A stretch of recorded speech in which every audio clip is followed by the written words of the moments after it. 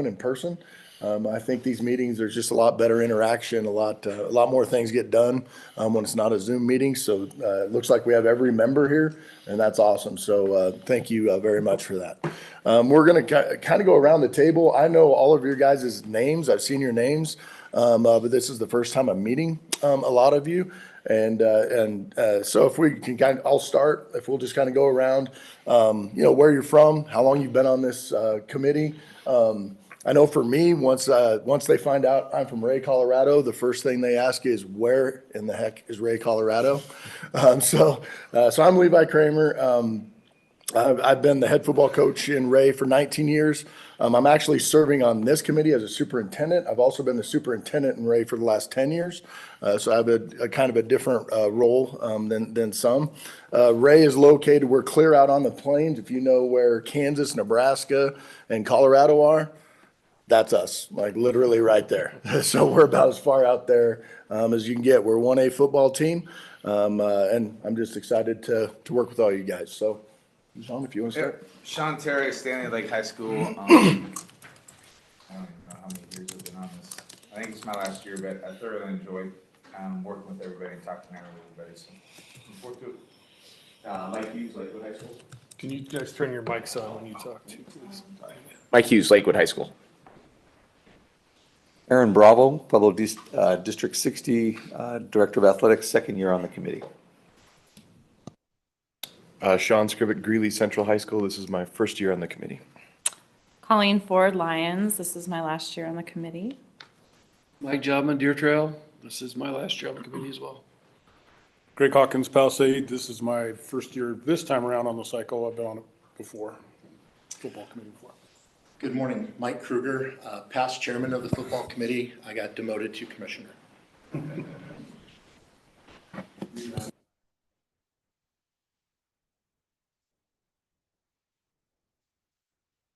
John Kang from Fleming. First year, first meeting. So. Adam Baumgartner, Pueblo County School District 70, Activities and Athletics.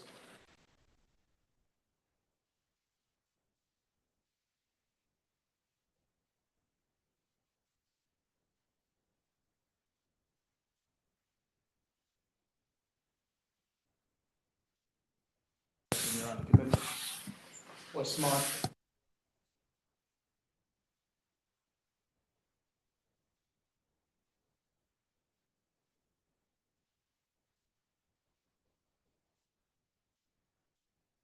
My second year.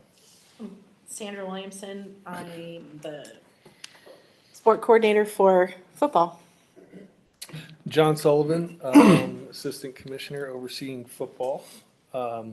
Did want to bring up Levi's too humbled to say this, but state champion this year, coach of the year, Broncos coach of the year as well. So congratulations on that. Thank you. And then we have a couple folks online. Jake, did you want to go ahead and introduce yourself? And then Matt will go after that. Jake Avandi, head football coach at Fountain Fort Carson and Chaska football president.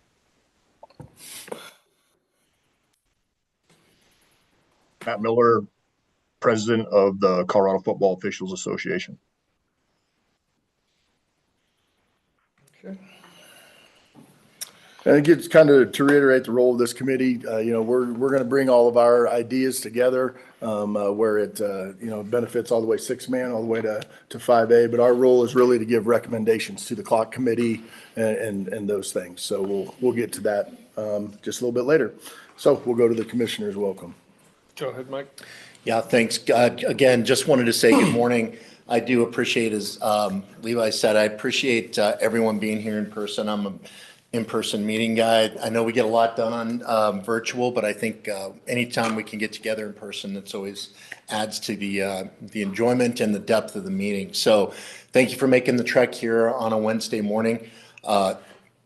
As we go through other task force and things that we've got working in CHSAA, it's always ironic to me that so many times in those meetings will come back and somebody will bring up something relative to football, and then the next comment is, Well, football is its own animal.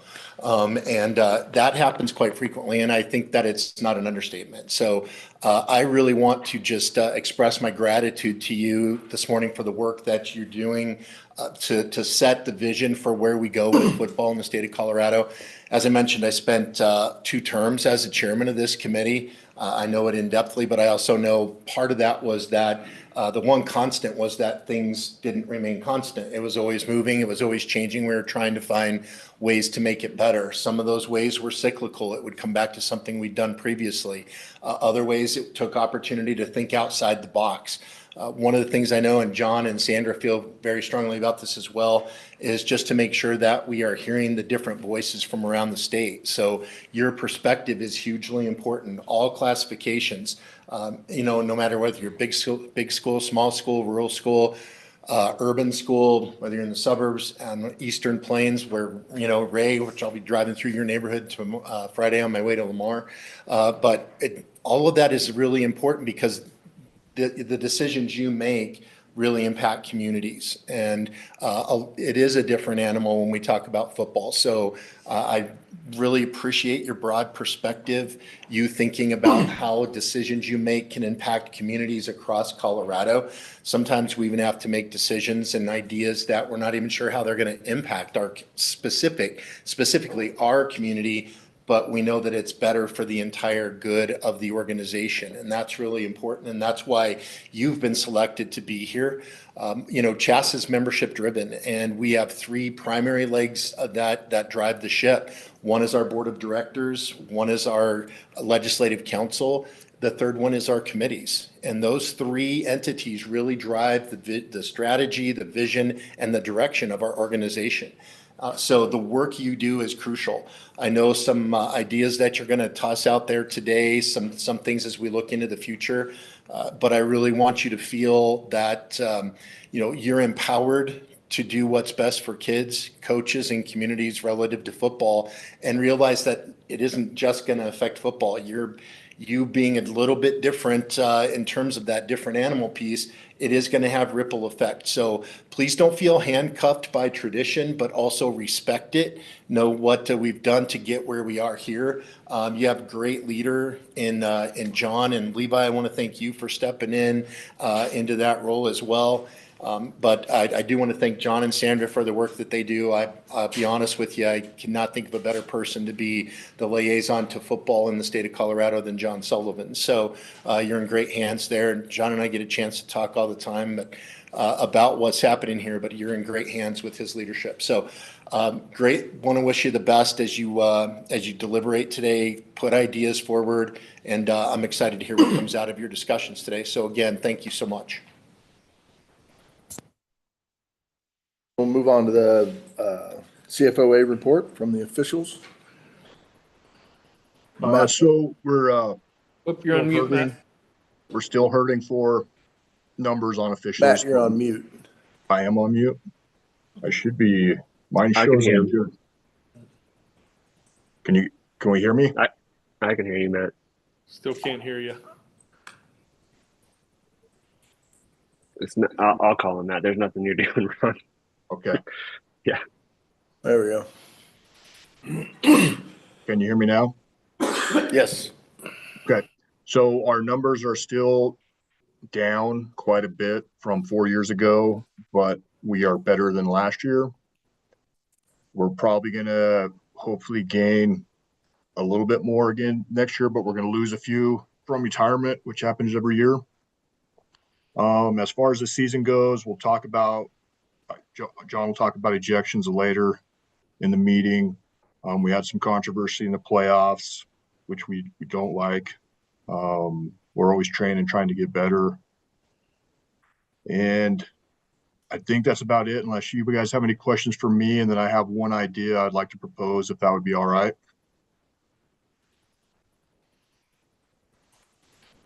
Go ahead and roll into it. So we're doing 7-man in 5A and 4A. And we had some requests from one team to do some 3A.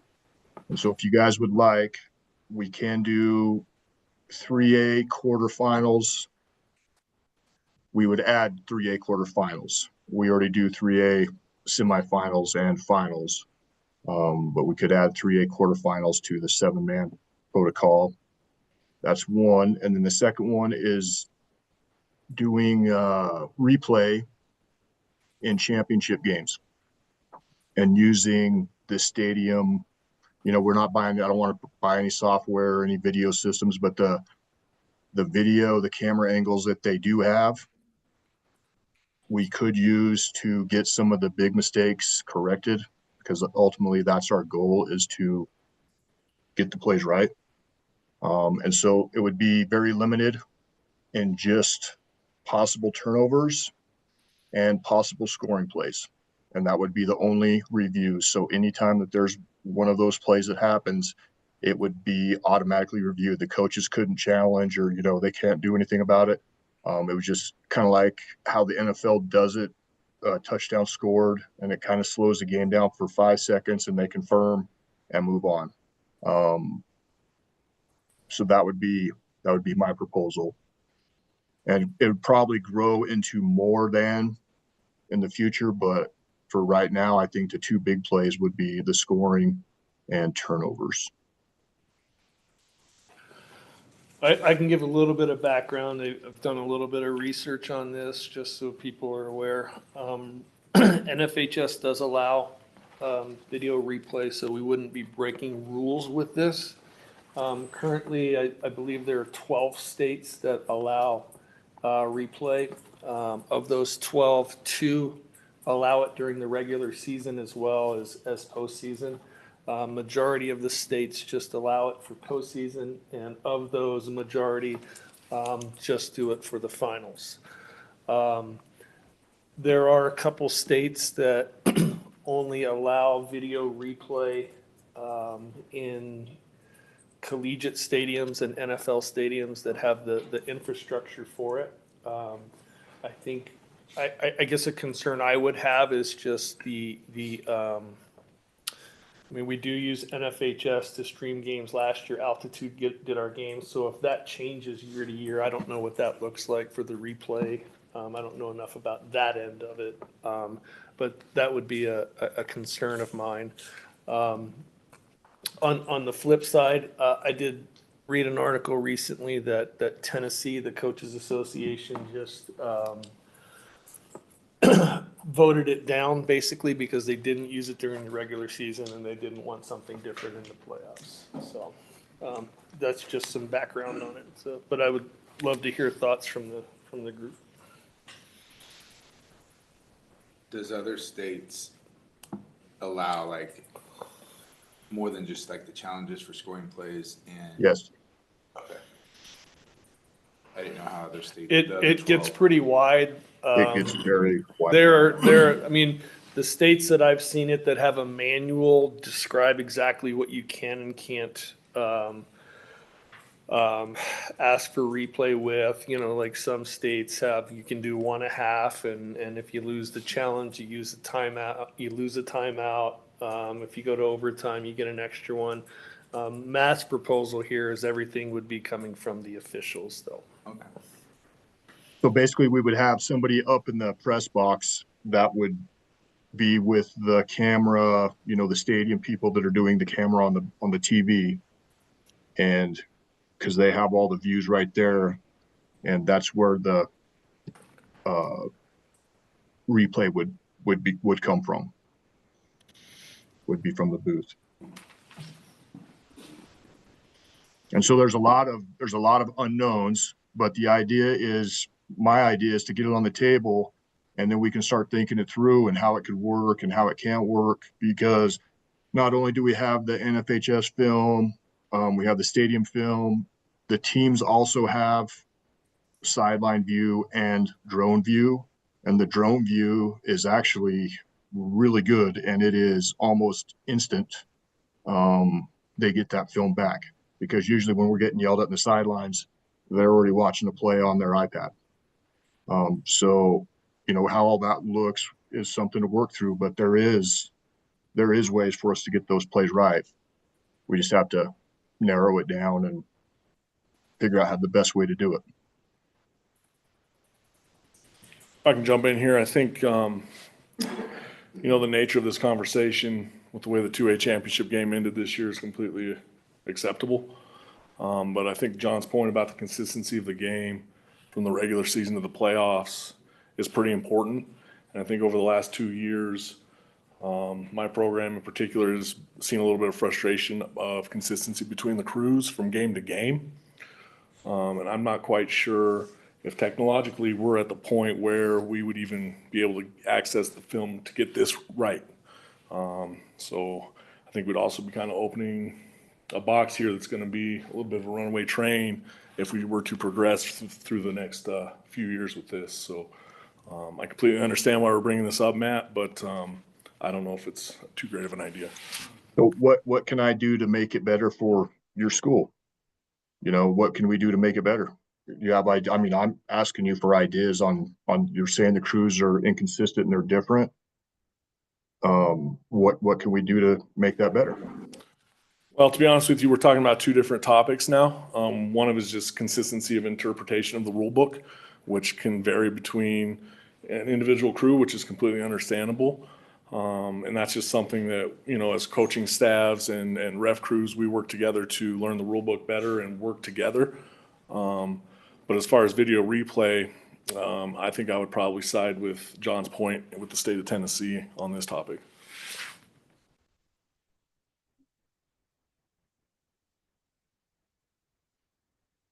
Matt, the idea for you is just like you want to get it right, correct? I mean, at the end of the day, you want to get it right.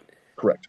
And I understand that this is a state championship game. Everybody wants the winner to be the rightful winner in those situations that are bang plays or close plays. But the system we have in Colorado is that kind of every play of every game matters. I mean, it's an RPI system, so getting into the playoffs can hinge on a play. Getting into the next round of a playoff can hinge on one play. I don't know if the validity of doing it then is. I understand we have technology at Canvas Stadium and that can probably make that happen and maybe even happen fairly quickly. Then where does it stop?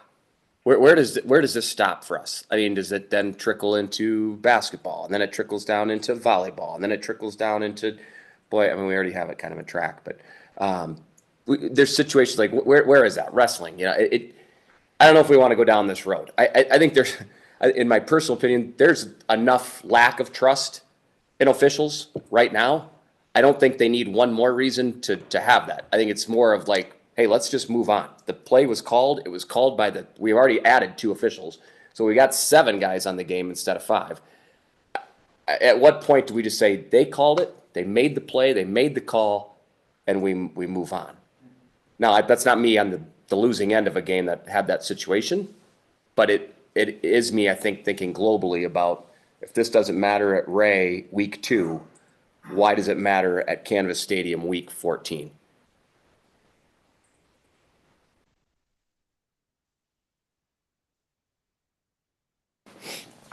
Matt, I appreciate you bringing this forward. I do think it's something we should look at a little bit and go down the road because a lot of the stuff we've gone through, being on the board, we've had several things come our way that we're all against it, and it's like progressions and steps and so forth. I think we should at least take a look at it, and I appreciate you saying you want to look at this and find ways and so forth to go down the way because I do think this is the way that more sports are going to go, but I don't think we should say all or none and kind of work towards stuff, and maybe down the road it does come the entire season, but at least some of the playoff games that have the technology ability to start working that way and see if this is right or not, and we always can revisit this, but I appreciate Matt bringing this up. Question would be, this is Reed Dowdy, you can't see me. Question would be what plays are reviewable? I could understand possibly, stepping out of bounds, things of that nature, but judgment calls by nature, pass interference, like that's. So the only two plays would be, and I say this as not scoring plays, but all possible scoring plays. So if a runner is short of the goal line, but close to the goal line, that would be a possible scoring play that we would automatically review. And then scoring plays we would automatically review. And then turnovers would be the only 2 Fumbles, do we have a clear recovery by one team? Interception, that would be it. No inbounds, out of bounds, no catch, except for the interception. That would be the only two plays that I would present to try before we start expanding into the realm of unknown for high school football and replay. And my only other, I guess, comment or concern is what happens if the stadium doesn't have the capability? So is it just, is this 6A, 4A and 5A? Is this, you go to a quarterfinal playoff game and some facility has it and some doesn't. So just, to me, it brings about some disparity between the classifications and the capabilities of certain schools. I agree with you. And the simple answer is, not that we want to do this or think about this, but this is out there. The coaches do have, the teams do have huddle and or drone footage that can be used. I don't know how that would look through regular season, through playoffs. And they have that technology, and those plays come pretty fast. Now we have to understand one thing about this is that the film is not the greatest. And so if it is not 100% no doubt that we have to overturn a call, most of the calls are going to stand because we don't have enough video evidence. I mean, I guess any delay in the game, disruption of flow of the game, administratively, like, it sounds to me that we might not have the capabilities. There's so many questions on what is the validity of the view of the film. How do we get it? Not one team I was aware of this season used video in game at our level. Not saying we didn't film it, but it was not on an iPad used in game. I think you're talking administratively until we can get more efficient and practice like actually reviewing some film, so it's not a 10 or 15-minute delay in the middle of the game.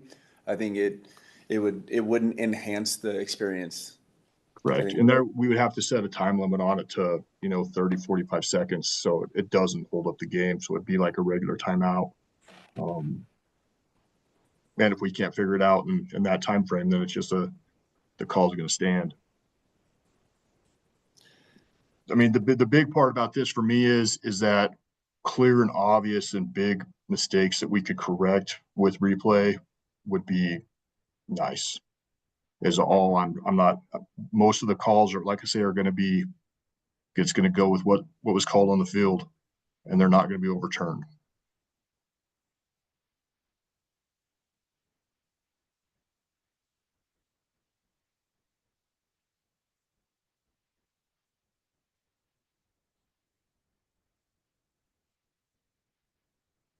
I guess I would just say, echoing several, as I think you're opening a can of worms as well, that it's going to start with one, then it's going to say, well, maybe not the state championship game, maybe now the semifinal game is a really important game.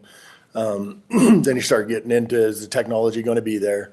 Eventually, it's going to start getting into regular season, and I'll just speak for like 1A, 8-man, 6-man, 2A. Some of us do have that technology, others don't. And that technology in Ray, there's a kid running that drone. It doesn't work all the time. So that's where I'm a little, I don't know if skeptical is the right word, but just cautious because it's a big step and people are going to expect everything to be 100% at that point. And I guess that's my 2 cents, but. Matt, I think probably what the group would need, appreciate you answering the questions, but if there were a manual or something that we could look at, with the proposal, I think that would alleviate some of the questions that we have, and maybe that's something we can look at and CFOA can look at in the off season and then bring back next year. Okay. Because we had any thoughts on the other thing Matt brought up with the 3A 7-man crew for quarterfinals? How have you felt, Matt, that the 7-man crew has impacted the game at the 4A, 5A level? Except for the one or two games in question, the 7-man has worked out really well. We have less fouls, and we have the fouls that are called are better calls just because we have more eyes looking at it. It's maybe somebody had a better angle and they talk somebody off of a flag. And they help get most of these calls right that are in question. So I think it's a great move. I really enjoy it. It's a lot less for the 5 of us that we have to do for sure. But the big thing for the coaches and the players is the fouls are better and there's less fouls. I can speak a little bit on this. In our state championship game, we had a 7-man crew. It's the first time I've ever worked with a 7-man crew, and it was awesome. The communication was great.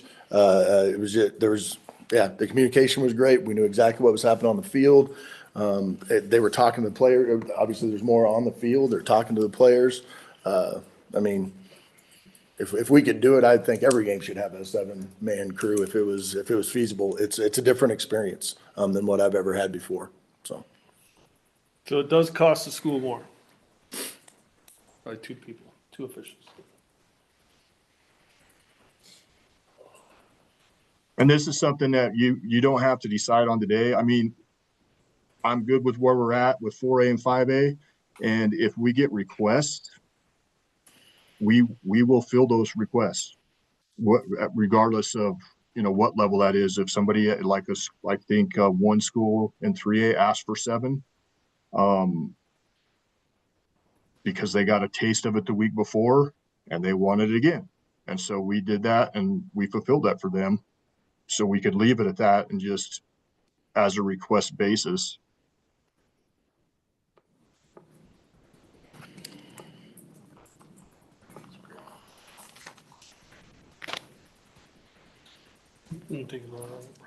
Sure. If I could take a motion in a second, we can take a vote on it. What's your feeling on Sully? I'm good with it. I just, my concern is just the cost to schools, if they're willing. The school that Matt's talking about was more than willing. Usually those quarterfinal games, you're getting a decent crowd and usually it can be covered, but I mean, we're talking, can be an extra $200. So. If it's being served at other classifications, it should be offered that classification, especially to the point of wanting to get the call right. You know what I mean? Mm-hmm. So if you're at that level and everything, and it does help keep the game clean, keep it running, help get the call right, then it should be. I do think that it should be at a consistent basis, though. That it shouldn't be at a request per school. That once you get to a certain level, this is the service that is provided. I can think of situations in other sports where some coaches may like fewer officials as opposed to the extra ones on the quarter on the field. So I think it should be consistent across the state.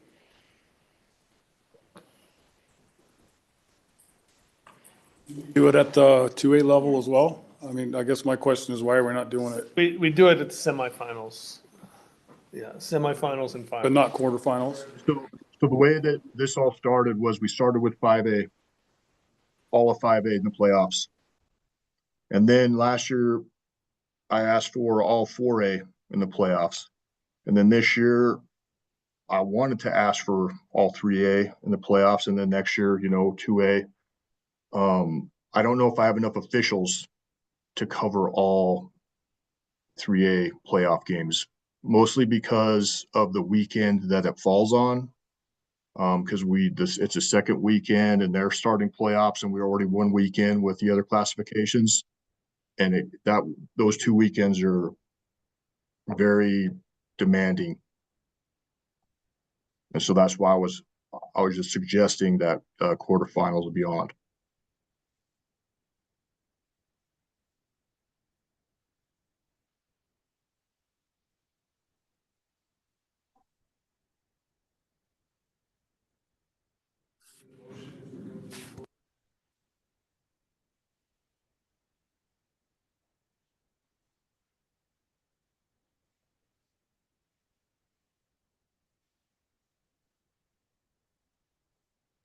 Second by Mike.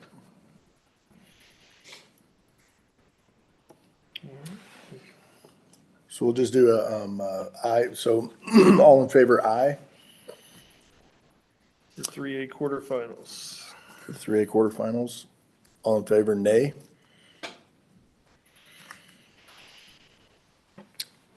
Looks like there's a no vote. Is that? Never had that one. All in favor, just say aye. Just say aye. Yeah. All in favor, or all against, nay. Okay, motion passes. Thanks, Matt.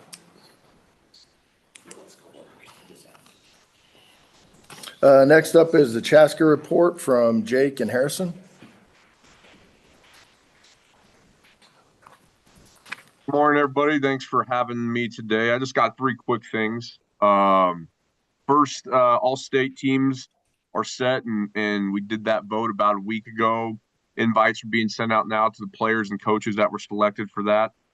The second thing is kind of a notable award here. I just wanted to let everybody know, if you haven't heard, Mike O'Dwyer, head coach at Lyman High School, will be getting the American Football Coaches Association Power of Influence Region 4 recipient, which is a pretty big deal. The description of that award is that it goes to the head coach that's had a significant impact to players, staff, and the surrounding community while having longevity and success. And so our Region 4 is made up of Colorado, Nevada, New Mexico, Wyoming, Nebraska. And so Mike was selected out of all the coaches that were nominated by their coaches association in all of those states. We started working on this last January. And so very happy. Mike's a close friend of mine, and very happy that he is getting recognized for his long success and impact to student athletes in all of his years. He'll be awarded that and honored at the American Football Coaches Association convention, which will be in Charlotte in January. And then last, just wanted to see, this year when we were selecting teams for CHSAA, we had a little bit of a hiccup, a little bit of some issues of head coaches and even some leagues not nominating players, but also we've had some head coaches that are not members of CHSAA. And so just it was difficult to field teams this year for our voting because of that. If head coaches aren't members or if leagues don't nominate, then we can't honor players. This was specifically a difficult task with some of the 4A and 5A schools. And so just asking if the committee and specifically the ADs who are czars in the upper classifications, if they could help promote just head coaches being members and then getting those nominations in a timely manner so we can honor the kids that deserve to play in the game. I know in the last couple of years, it's been that more of the 4A and 5A players end up not playing because many of them are going to play college football, and so they don't want to play when the game is in June.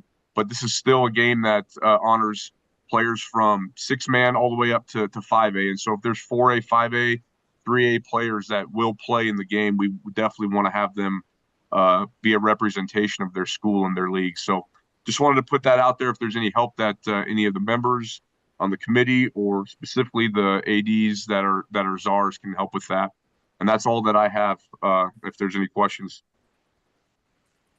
Hey, Jake, I think one thing I can do to help with that, if you don't mind, is, as we go throughout the year, if you want to send me some stuff to put in the newsletter that I send out each week, I can help out with that. Yeah, John, we'll do that. Harrison and I will do that. And I think that's something we kind of did last year, and this year was spotty. So we'll help out with that more. And I think that could definitely be a good avenue. Thank you.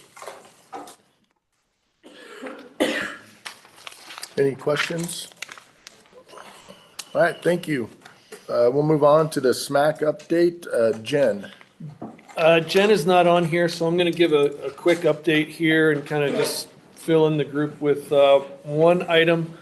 I met with the SMAC committee this year to go over a proposed bylaw that we have coming up and just kind of get their thoughts on that. And they were all in favor of that, but also took some time to talk to them about guardian caps. Beginning of every year, a lot of district ADs and ADs reach out, and even parents, to be honest with you, regarding our policy on guardian caps. So we brought it up at the SMAC meeting, and it was really informative. One thing I would like to do at some point, maybe after the meeting, is kind of share with you all my notes for it and kind of their thoughts. That SMAC committee is actually pretty intimidating to talk in front of. It's like 10 doctors and some trainers that are in there, and they really have a great pulse on youth athletics through high school, and really they did a great job of teaching me. So I will share out that information with you all, and if you feel that's something we should add to our webpage, just for everybody's sake, we can certainly do that. There's a video on there that's about 10 minutes long. It's very new and has the most up-to-date data that there is out there that I would highly suggest you watch. It's not pro or against guardian caps, it's just information. The biggest concern I will say right now in why we are okay with it in practice, but not necessarily in the games, is the idea that if Levi and I are going against each other, he has a guardian cap on that's been approved by his district, I don't, and something were to happen to one of us, there may be some liability with that through NOSHA and things like that. There's also some more research going on right now with just some potential neck injuries that haven't really been researched in the past. A lot of the data that has been collected is through the Virginia Tech study, and it's just mostly linear and some side glances. What really isn't studied sometimes with the helmets is the idea of the guardian caps interaction with the ground. If you've ever seen a guardian cap, they have like little mushroom things, and the possibility of those catching on the ground and causing a twist in the neck or catching other guardian caps as well. So the information I got from them is saying that there's a pretty big study coming out regarding the guardian caps that our high school kids use. The hardest thing to explain to parents is the data that's out there right now that the NFL shows and what the guardian cap website shows is for a model that is not available to the kids. It's not available to the kids because it's heavier, and they don't feel like the youth neck is able to have that extra weight on their helmets. So I will share that with you all after the meeting and kind of weigh on you guys to on whether we just post that on our website and go from there. Okay, and that's it from SMAC. Okay, the next, we'll go into our proposals. So how this will work, each one will be proposed or introduced to the committee. We'll then have a discussion. We'll then, if we want to move on it, we'll need a motion. We'll vote on that, but understand this isn't voting it into existence. This is voting it to go to the next level. This is just saying we would recommend this going forward. Okay, so we will start with John and the season of sport. Okay, thanks, Levi. Season of sport. This particular bylaw came about for two reasons. One, safety concerns for the kids, which to me is important with the heat acclimatization. Sent a study out to coaches at the beginning of the year this year just about the value in integrating kids into a heat protocols for practice. The study talked about 100% of the deaths that occur due to heat are preventable, and they occur in practice. So what this bylaw does is two things. One, it would educate our coaches because there would be a portion that we would ask each coach to do a one-time heat acclimatization course. My thought it would be about 10 minutes or so, similar to what our spirit coaches do, pole vault coaches do, so one time. That would kind of give them a good understanding of how to condition and when it becomes safe and not safe for kids. In order to do this and not affect the season, the idea was to start a week early. I realize a lot of schools either start a week early already and are doing stuff, but there are some places in the state that don't, and they value that time. So I am aware of that.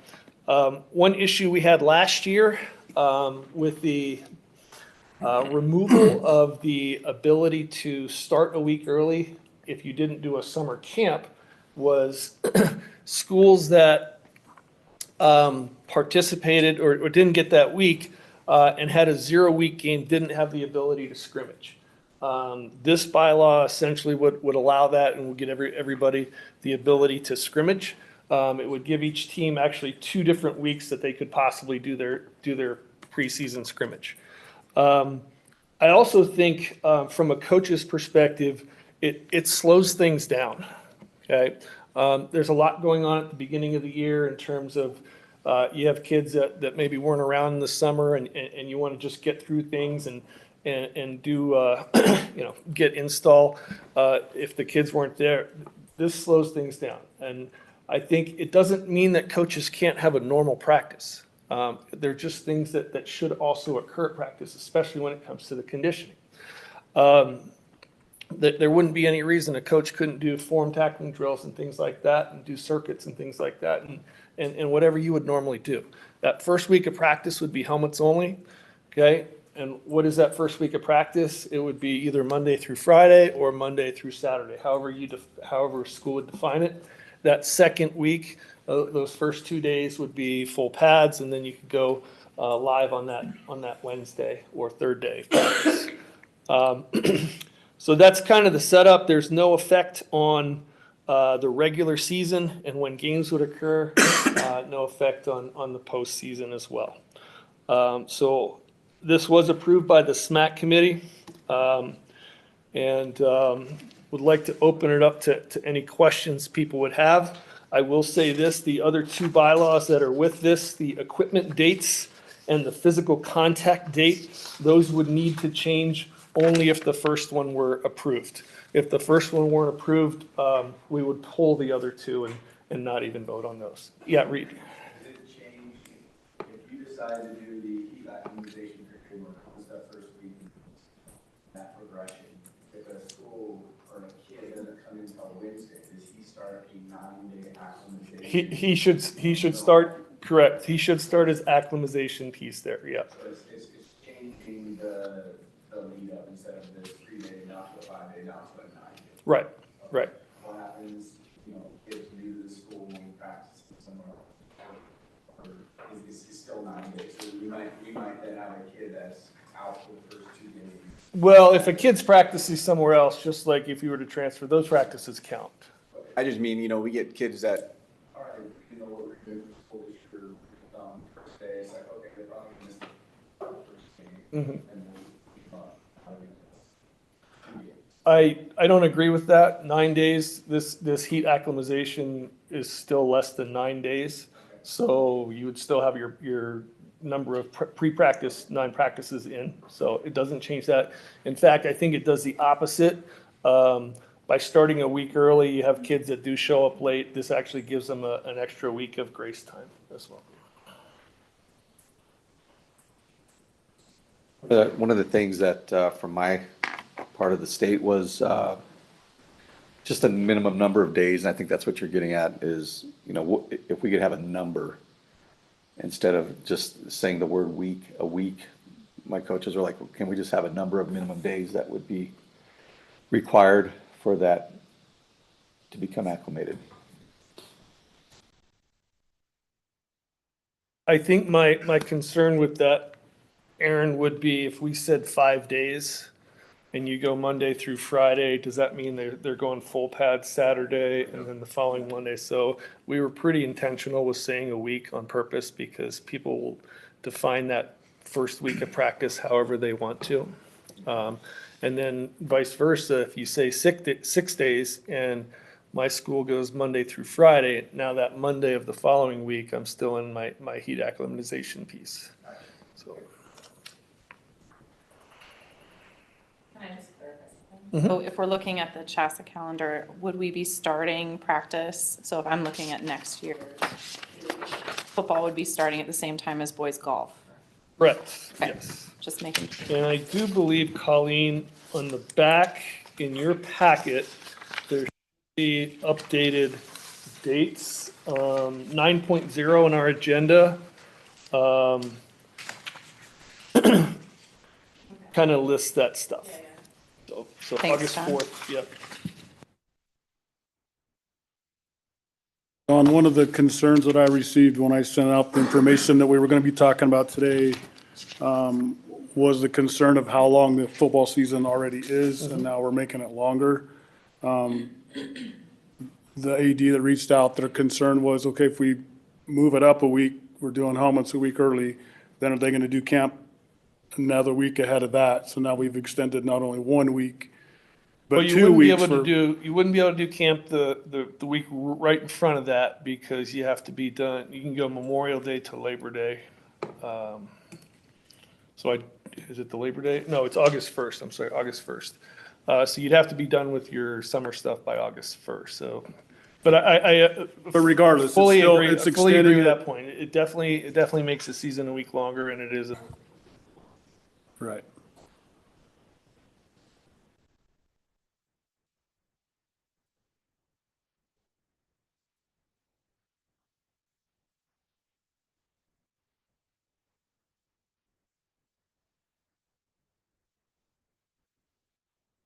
Sure. You have to, so. Yep. So my problem with that is to one, at the small schools where kids play every sport. You know, they have no summer. For us personally, we have 1 week a year we can take a vacation. That's that week of football. That's because, so, you know, basketball, takes up the whole month of June, basically, between their practices and all their camps and tournaments and stuff they go to. Volleyball, which my daughter-in-law coaches, is about the whole month of July, and we have wheat harvest for people.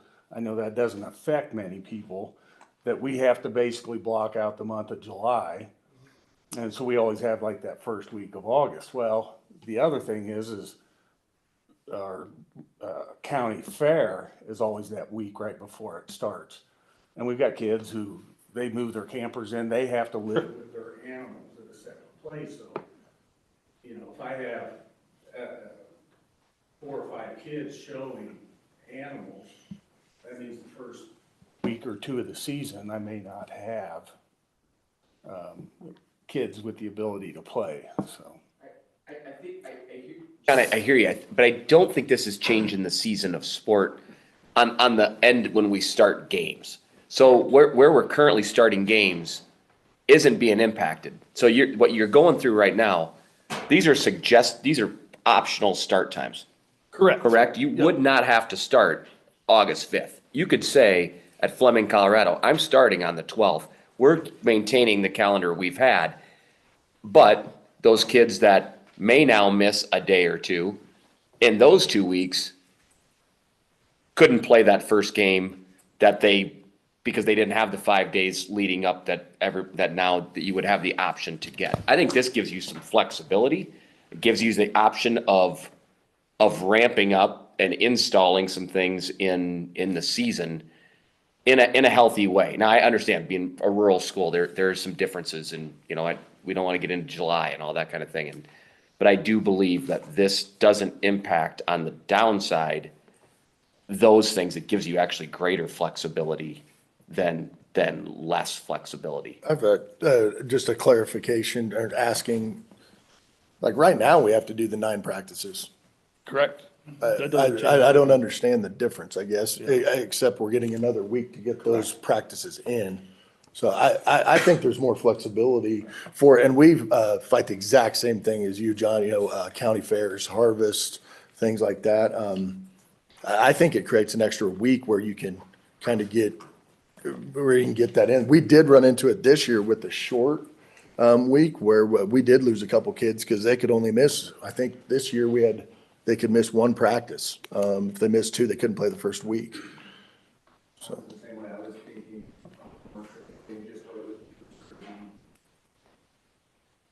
feeling like you had to practice, look at that. Sure. Yeah, and it's hard. Go 6 days. Right. You can start with 3 days. Just a little bit more ease into it, or have those practices for those kids that are out for a couple days. So hopefully it'll allow kids to ease into it. I also think for the metro area too, it opens up the idea and desire of schools and programs to be open to playing on week 0. You know what I mean? Because you can also get that scrimmage now in ahead of time of week 0. When you look at that area, that's huge with the officials and even districts, large districts with their stadium scheduling and everything else. It opens up that week 0 through week 10 to encourage other programs to be open to that idea. Week 0 with a scrimmage. I mean, that's where there's some flexibility that hadn't been there in the past. I mean, you took away the opportunity for those kids to get a scrimmage opportunity, which was, I think, you're putting kids right into a game. Without a scrimmage. Right, without any, really just very limited contact even up until that point. So I think this is an opportunity to get kids a little more acclimated to hitting even before they get to that scrimmage or to that first game date that we have not had. So obviously. I agree with pro. Wes and Mike both that, and then having district stadiums too, a lot of coaches were always very hesitant and ADs on scheduling a zeros week because they can't have a scrimmage. So I think this is great for that. SMAC supports it. I think all of those together just help our kids and give them opportunities and so forth and not the hindrance piece with it. So I would add one thing on the small schools. We took advantage of this when you could not go to a camp and then start a week early. We started doing that 5 or 6 years ago. What we found out in Ray, what it helped is we just didn't do anything during the summer for football. It was wrestling, basketball. That was their summer deal. Hey, August 1st, we're starting. It actually alleviated some of that summer pressure to get to all the camps and do all of those things. So that helped us in those years, and I think that would help at least how we do it. It would help in that instance. So. I want to bring up another point. I know I don't disagree about the benefits of it. Adding another week to a football coach's season, just in terms of impact on HR and just pay for different schools, it might have kind of a ripple effect. I just wanted to bring that up as I was kind of thinking about it. Just in terms of adding another week to a football coach's already very demanding role. So just what that might look like. John, so I get clarification one more time. So it's helmets only the first week. And then it's still the 9 days? No, those days count as your 9. I understand that, but to talk, because some people brought up like if a kid doesn't come or whatever. So they can't have helmets at all that first week, whether you practice. Helmets only. Helmets only, whether you practice on Monday through Friday or Monday through Saturday, correct? So if you go Monday through Saturday, does that count as 6 days towards that? Okay, so I think that needs maybe just some clarification in there. That may be included in one of the other, the equipment dates, the next one, bylaw there, in terms of. Okay. So the next bylaw says, following the week of heat acclimatization, players may wear a full regular with 2 days on the 3rd day in full pads. So you would recommend, I guess I'm not sure exactly what you would recommend in terms of a change. So if you didn't start till the 12th. So the 11th would be next year's start date, yep. The whole first week would be helmets only. Yep. Okay. The second week would be the 2 days. Yep. So by Wednesday of that next week, So you still could. you would still be on schedule. You could scrimmage that next week. You could have the scrimmage that next Saturday or Friday or Saturday, so. Following, and then a game the next week after that. Really, if you decide not to practice that week, the only difference is you're gonna lose 4 days of contact. Correct. Okay. So that allows more flexibility, like I said, if you just wanna go 3 days that first week or something too, but.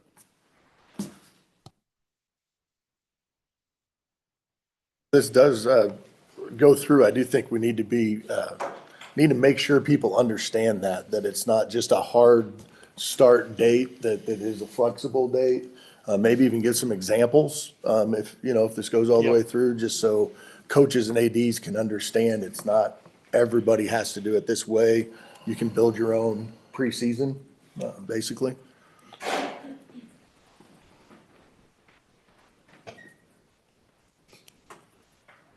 John, would each school be asked to report what their actual start date is gonna be? No. They're not asked now. Going to be integrity of the athletic department. I think the wording in here says football season shall begin that week. And to your point, Levi, I wonder if that needs to be changed to can. 20 you on, Greg? On the First one? 3,400. On Article 34 of the proposal. That's how all of our season of sport ones start. So you would recommend what? No, I'm just, Okay, how Levi's can we- point was it's optional to start that week. You don't So have maybe to start change that week. shall to may? May. I don't know, I'm just throwing it out there, because when you read that, to me, that means we start football week 5. I agree with that. 'Cause But if you put in there that it may start week 5, then that gives coaches that option that they don't have to start the 5th. I'm just putting it out there. I'm not saying we should or shouldn't. I think that would clear up some confusion, because when it says shall, that means, like, that's when you're starting, I think it might be helpful. Okay. Each of the options almost, and like spell it out, because once you have that, then. For our CADA outreaches, I do have this bylaw with some Q and As on there, so I can add things like this to the Q and A if this is something we want to move forward with. So I know we're splitting hairs a little bit, but we're get to a point where I think if people do start late, I think when you say the week of, are you gonna put a number on that say, hey, they have to have 5 unpadded practice if they start late? Yep. That way they are 5 unpadded in helmets before they can, that's their heat acclimatization is gonna be a minimum of 5 days. It could be 6. I would say that's a great thing for a Q and A within the bylaw. Agreed. Yeah. Agreed. That's what I figured. It's kind of blending them all together. Minimum.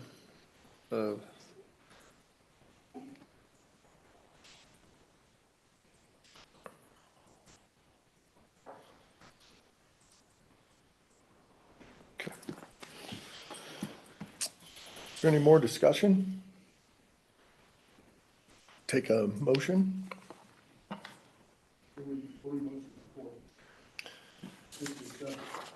To accept, what did you say, Article 34? 3,400, yep, season of sport. Yeah, so I would say the football sports season may begin on Monday of week 5, and then a Q and A at the bottom with an example of minimum days of the heat acclimatization for those that may not start when everybody else starts, so. Real quick.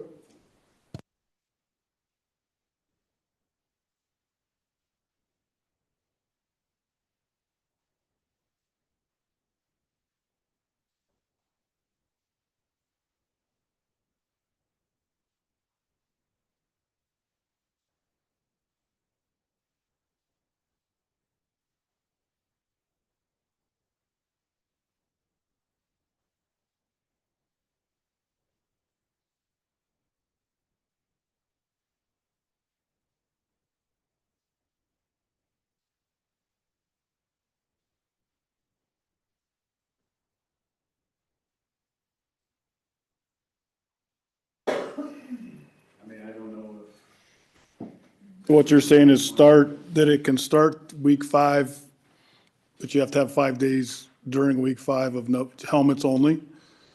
So that Saturday they could go, you're saying that they could go, A player has to go 5 days, you won't go 3 days in that first week. Or if you don't go all, whatever.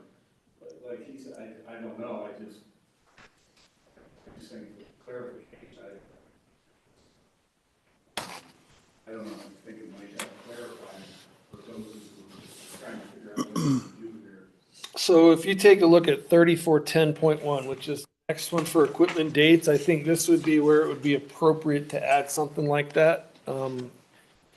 It says, new language would be 1 week of acclimatization has occurred following the week of heat acclimatization. So the areas that are underlined are new. So that could be a place right there where we would say minimum of 5 days.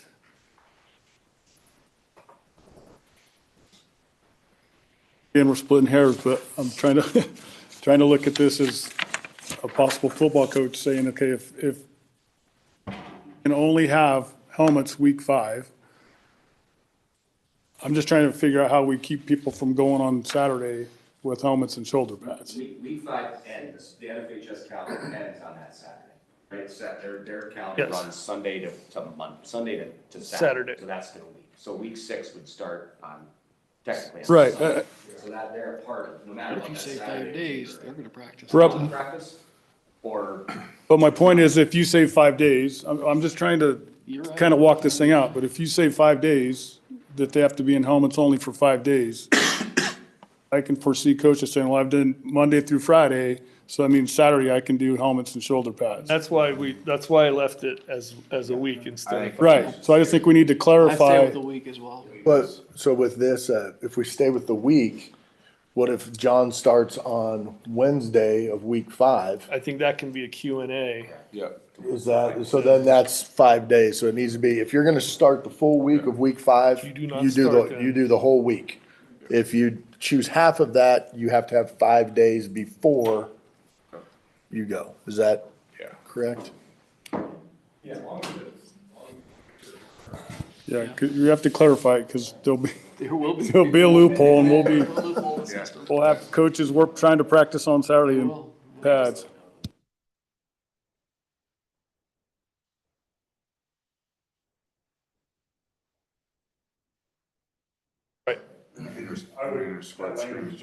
Right there.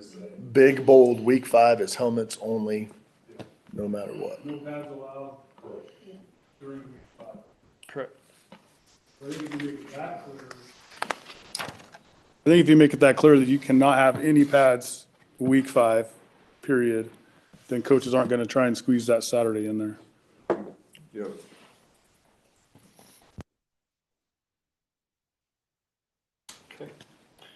I do think what Colleen talked about with the extra week, from an HR standpoint, I do think that will, for some schools, be an issue because the coaches are coaching an extra week.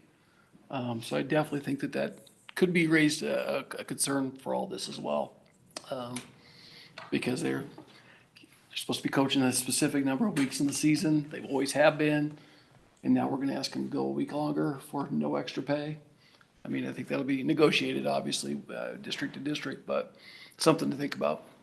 It does match golf and does go into July, so I think that helps if they need something to kind of go on. I know every district doesn't have golf, but if we're not going to July, because football, I coach football, and when you say the word preseason camp and other stuff, their coaches are already working.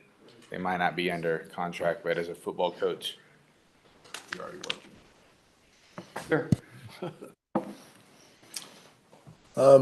So discussion, if everybody's had that, we'll look for a motion if we want to move forward. so motion.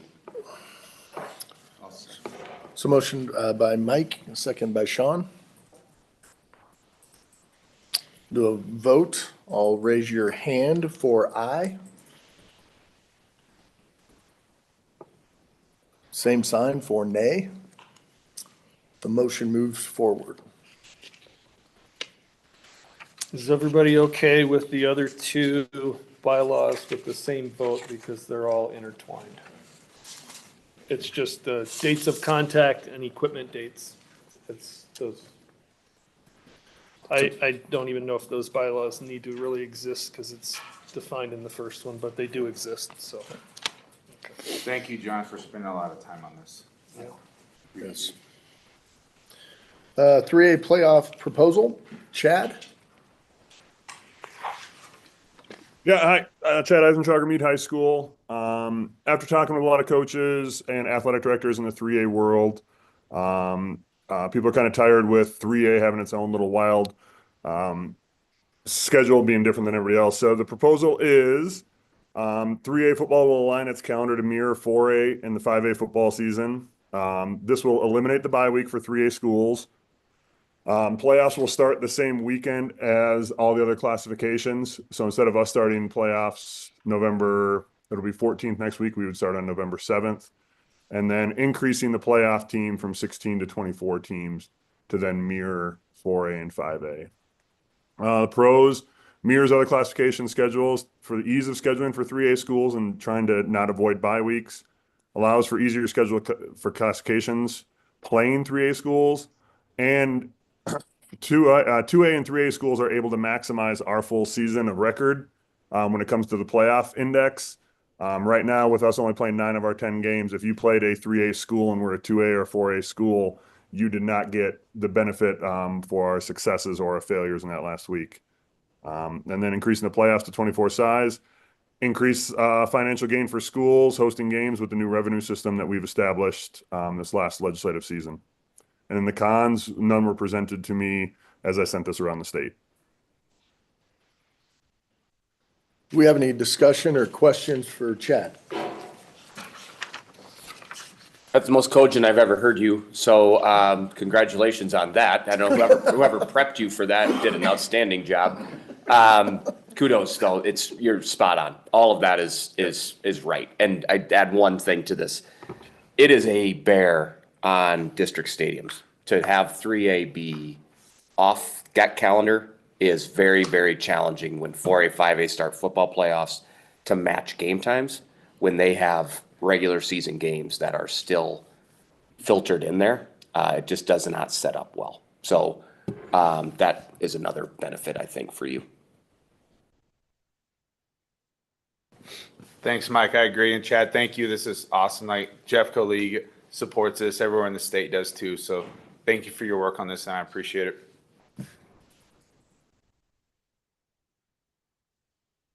Any other discussion? I would take a motion. Motion by Sean to approve the 3A football playoff expansion proposal. Second by Mike. Raise your hand for an aye vote. Same sign for nay. That moves forward. And then just the last clarification on that, it is for the 2026 cycle, obviously. It won't kick in this next year just to get through the end of this next cycle.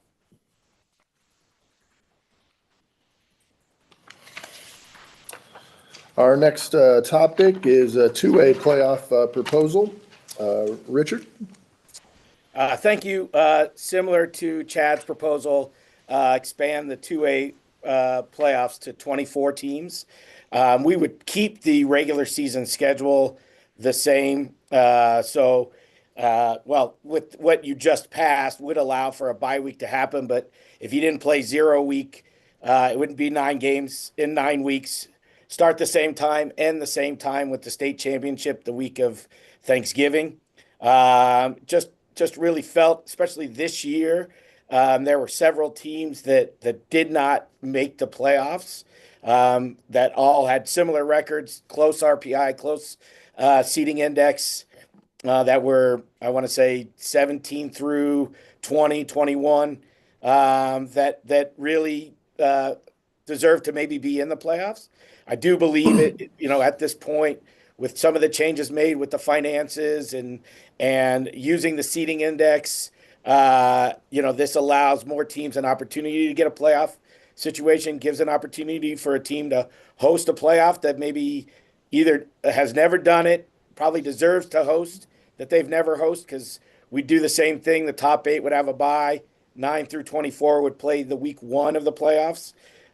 So 9 through 16 would get to host, where in the past they haven't.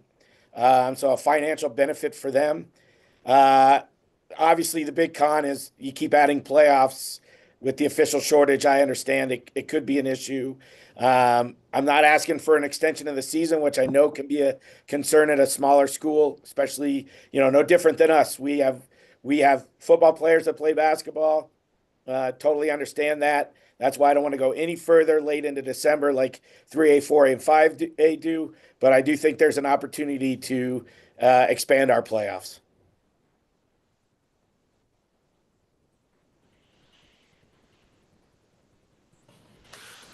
Do we have any questions, discussions for Richard?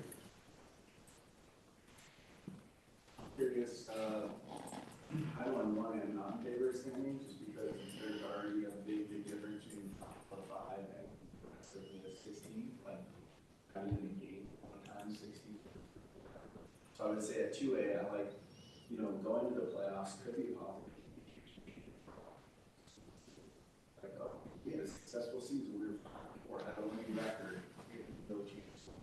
We got to go somewhere, get our butts kicked, and then like, so I'm curious from some 2A feedback. Do we feel like adding 16, 8 more teams is actually good for those schools and competitiveness?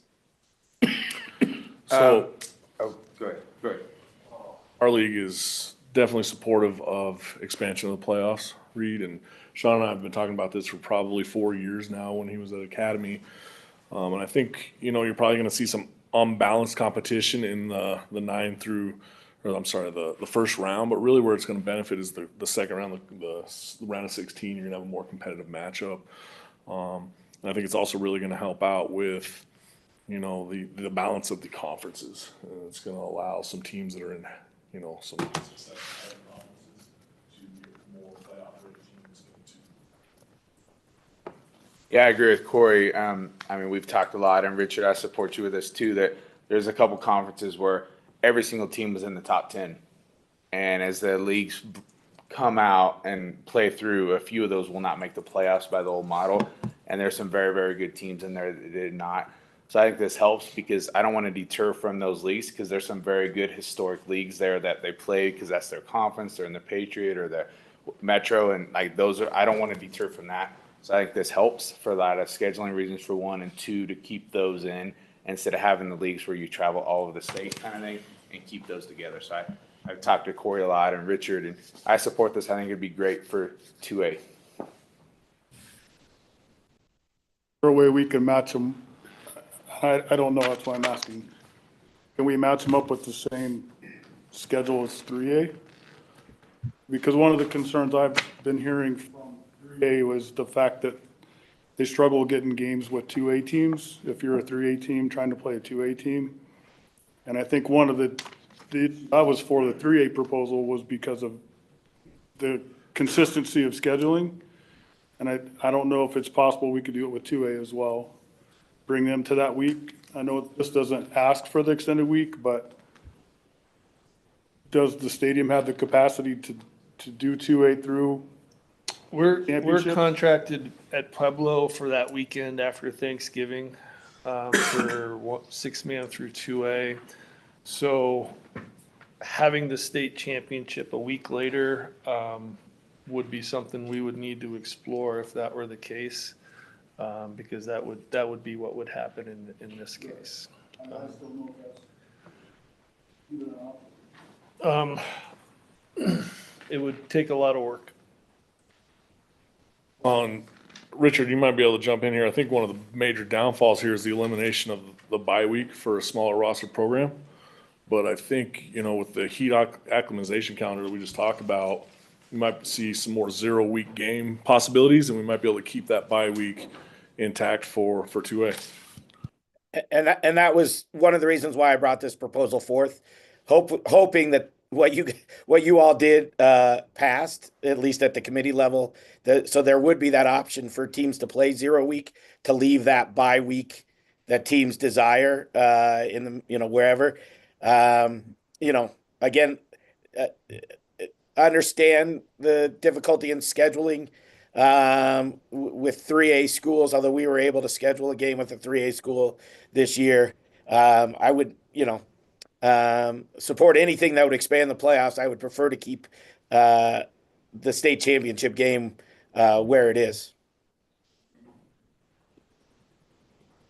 I agree with Richard on that, but like I look at like Corey, I know they played some 3As too, and I think that's still there because you're non-league side. But by the proposal with the 0 week thing, that a lot of schools are in 2A were very hesitant of not having a scrimmage and having a 0 week. Now this, all these hopefully they go through. They gives that option. You can still have a 0 week. You still have your scrimmage. You still have that non-league stuff, but then you have the state championship where it is right now for 2A. But I think this encourages the 2A, 3A games with it. And I don't know 1A as much, but 2A and 3A, I know that would help in a lot of this with that 0 week option and then still the non-league stuff for them. Up on that, Sean, it's going to help with scheduling opponents. Because in the 2A classification, you have a lot of thought that goes into non-conference opponents just for the algorithms of the RPI. And I think this will be more of a sportsman's approach to creating those schedules. Matt Miller, are you still on with the officials? I am. What effect would this have? I forgot who brought it up, but what would this, with the officials, what would you be able to do this? Is So by moving the 3A to the 4A, 5A completely helped us out. So with that being said, yeah, we should be able to do this, no problem. Thank you.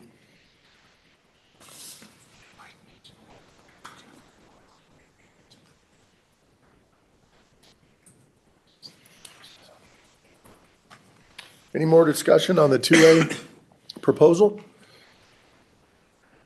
I would take a motion if somebody's ready. Go ahead, Corey. Motion by Corey to accept the 2A playoff proposal. Second by Sean. Raise your hand for a vote of aye. Same sign for nay. Proposal moves forward. Thank you all. Thank you, Richard. Our next one is involving forfeits. Sullivan is going to review the current processes. And then we have Kyle Forster from Centauri that will speak on it as well. So, Sully. All right. So our current process for forfeits is a situation that is cut and dry in terms of when a school loses a game.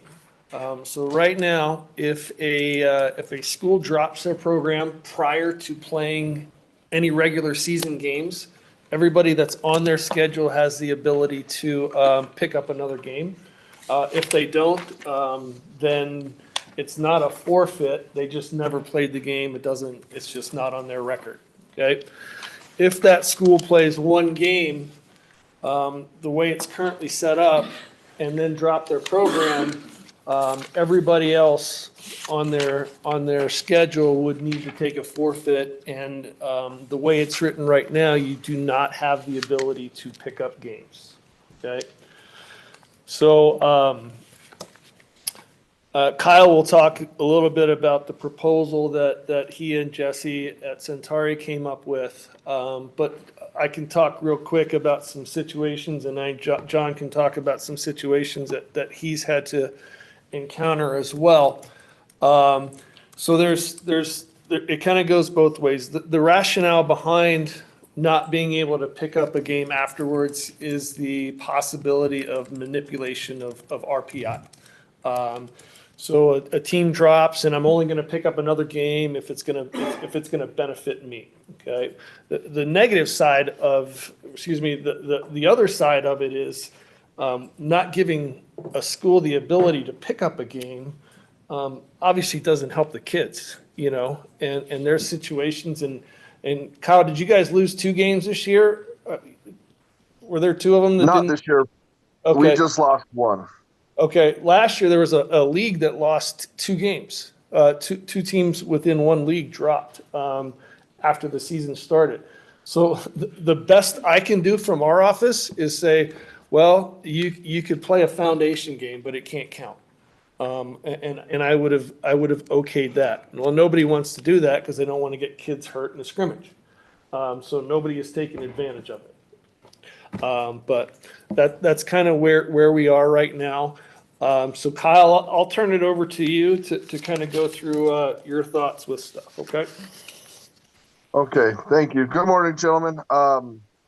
I really appreciate this opportunity that I have to speak with you today about kind of our proposal. One of the big things that we have seen, and no fault to any program, but it is hard for a small school program, kind of like us, where we've had 6 forfeits through the last 8 years. And that doesn't even count the COVID year where forfeits and changing schedules were crazy. But one of the proposals we have is that if a team forfeits uh, after one game, which happened to us this year, is actually a league team, that we should have the opportunity to pick up one of those non-league teams that they were going to play, if that is a possibility. Um, I mean, going with the RPI kind of situation too, we definitely don't want to manipulate that. I know that's one big concern, but the league team that we were supposed to play ended up going 0 for 9, and that did hurt our RPI going forward.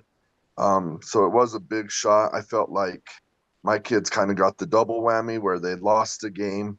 It was supposed to be a home game this year for my seniors. And then at the same time, we got the 0 for 9 RPI hit. So we were just kind of hoping that we could figure out a way to, if there's a possibility not to either play a game or count it as a no contest where we don't take that RPI hit. And I know every situation's different, but I feel like we should have that opportunity to either pick up a game or have it count as a no contest and not as an RPI hit.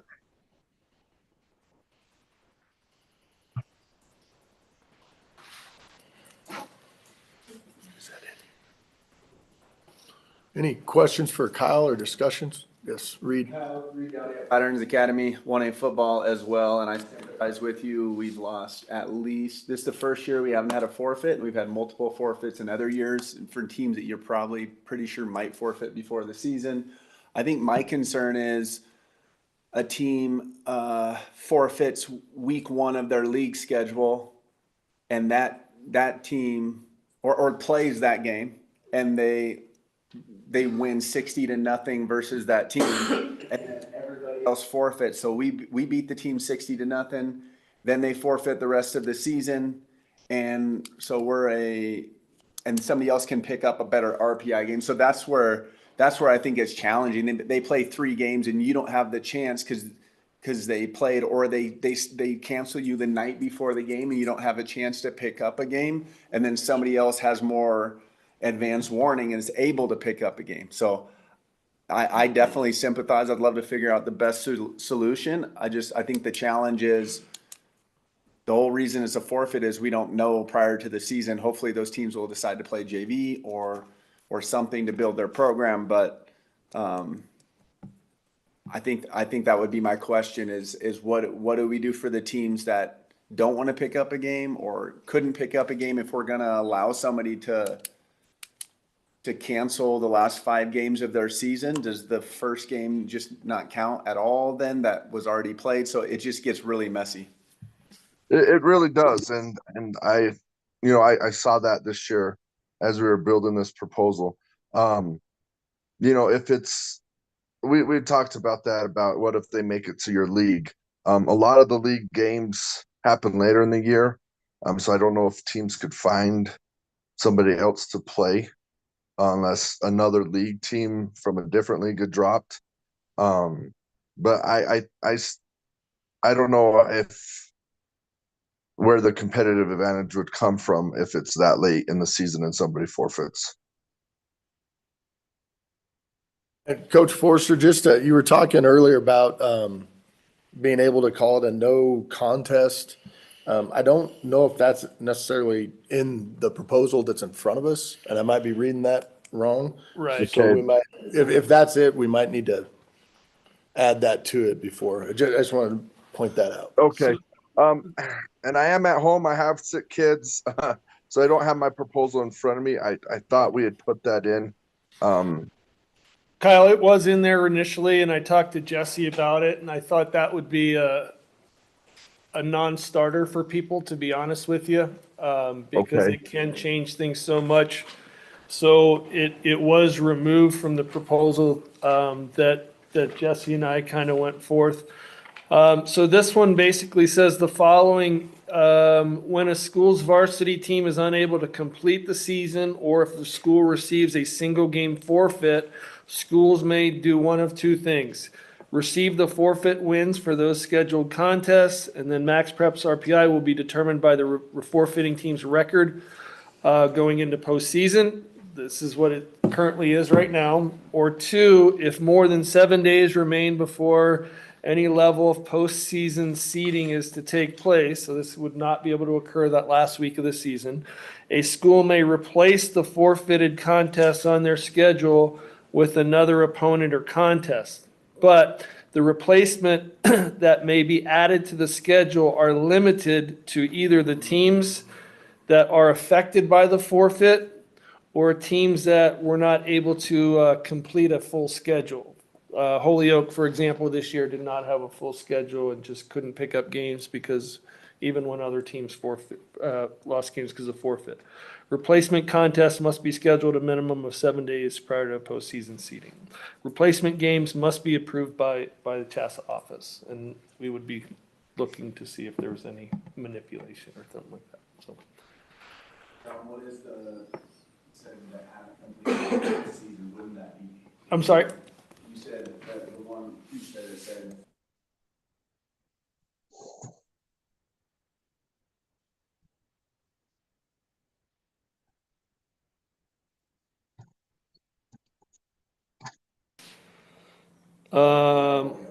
If you lose a game. So Holyoke only had, I think, seven They only had scheduled seven games. scheduled, yeah. So that was somebody that didn't have a complete schedule. So if, let's just say Ray forfeited, the only teams that would be available to play each other would be the ones on Ray's schedule or a team that hasn't scheduled their maximum number of games, essentially. Other teams that have had forfeit on there. It, A forfeit of a league team, they have a forfeit. the language says teams similarly affected by the forfeiting team. So it has to be by that particular forfeit? That's the language of the proposal. What would you guys think about, to me, if Flatirons, there was a forfeit at Flatirons, there's a forfeit at Centauri, and they could make it work? Wouldn't that be beneficial, or? I can speak to this, and John knows the situation we had this year, that there was a couple of mountain schools that we ended up having a forfeit from somebody else that was in our league. And I looked way ahead. I kind of caught wind early on, and the team hadn't forfeited yet. And I looked at somebody like, and I'll just say Luke, because we're good friends. Steamboat had the open, and because of this foundation, we didn't schedule that, but they were already short. In their situation, they had two opens. So I say whatever it is for help that school get a game, I'm all for it, because we had 3 home football games. And I mean, that's not what kids should have. So I think this is a good thing, and to help teams get games and so forth, and not look the foundation way, or, having kids get hurt that truly have that opportunity to get it. Because I think it would have helped everybody in our league, all the schools that were short games too. And it gives more options for people, because if you're short games, whatever reason, I think they should be able to look at and get games to help their team. Can I remind everybody, just make sure your mics are on when you talk? I got a couple text messages that people are not able to hear everything, so. Is there a minimum number of games that need to be played? No. So playoff qualifier can be 6, 7 games. Yeah, Holyoke played 7 games, but they qualified for the playoffs. And if they played a sub-varsity opponent, it would not help them. It doesn't count towards Max Prep's RPI. Okay. So they couldn't play a 4A JV, pick up a 4A JV, 3A JV. They could to play a game, but it doesn't do. But it would not benefit them. So the forfeit would be a better situation. I don't know if the forfeit's a better situation. But It all depends on the. Okay. case of a forfeit of the same week where you're not able to replace opponents, is there a way to look at point differential to help out the team that is still able to play? It's not in the proposal, I would say that. So, You know, we changed that for six-man. Or if you take a forfeit, it used to go in like a 2-0. We found out through Max Preps that max for them is it's either 40 or 40. Margin of victory. So now, team forfeits, you take the forfeit, so it's another game, it goes in as like a 40 or 45 to nothing win instead of the 2-0 win. Because usually it was the poorer teams that were forfeiting and you were getting hurt by barely beating a team by 2 points, so. And that, Max perhaps changed that or told us how to change it to where you enter it as that larger score. I like the idea. I think the challenge for me is the team that got forfeited on that didn't get the foresight. That's the hardest part. I am 100% when I see a school that forfeits week 2 and I play them week 9. I would love to give my seniors that last game or whatever, or my community, and then we can decide whether, no, we're banged up, like we're not going to play the game, we'll take it. But I think the challenge is you play somebody week 2, they forfeit the night before the game, and then somebody else has the opportunity. But I guess for me, I'm willing to, for the good of kids, fitting 9 games in, which is incredibly difficult in high school football, to even if you want to find a replacement, to even try to figure out a schedule. I'd like for teams to be able to try to make that happen for their kids. I would say this, I don't know if this proposal is perfect, and there's always going to be situations where, well, this isn't going to work out, or this is so on. It's a starting point if philosophically this group thinks that that a school should be able to pick up a game. It's at least a starting point for that doesn't exist right now. If it's something that we are okay with and move forward with and want to tweak in the future, obviously we can do that. Or we can say, nope, we had situations where manipulation occurred. This is not fair to the rest of the state. And that's, I think, something that I constantly try and look at. Yes, I understand that the schools need a game and stuff like that, but I also want to see how it affects everybody else in that classification, and we have to look at that as well, because they don't get a say in that game. I agree with John on this, like, to go down that road, and I just think of what Corey said too, that if I see somebody down the road, I know where their league is, and possibly that they could be on the fence every year, I don't want to second guess on scheduling somebody non-league for that reason.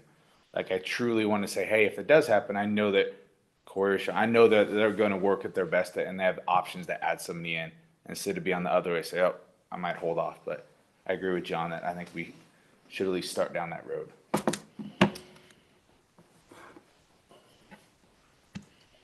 Any more discussion? I would take a motion on the forfeit language proposal. Motion by Reed. Do I have a second?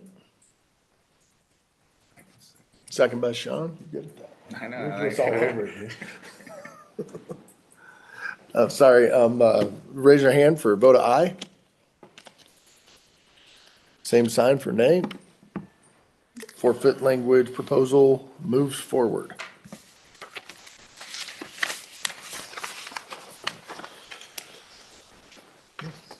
The distribution of helmets prior to Memorial Day. Is that the one? Is Dylan here? Dylan is not on here. I can read through it. Y'all can read through it as well. We can discuss it and go from there. Just let me double check, make sure Dylan's not on here. Nope, I don't see Dylan. Okay, this is coming from Pikes Peak League here, and essentially what they would like to do is change the language of a bylaw I did tell Chris Roberts, he put this, that it was put in as a committee proposal. This is not a committee proposal, but we can still talk about it. This is actually a bylaw, so we would need to have this voted on by legislative council if this is something we want to move forward. Well, actually, he can put it forth and it'll get voted on legislative council whether we yay or nay it. But it will need to be put in as a bylaw proposal, okay?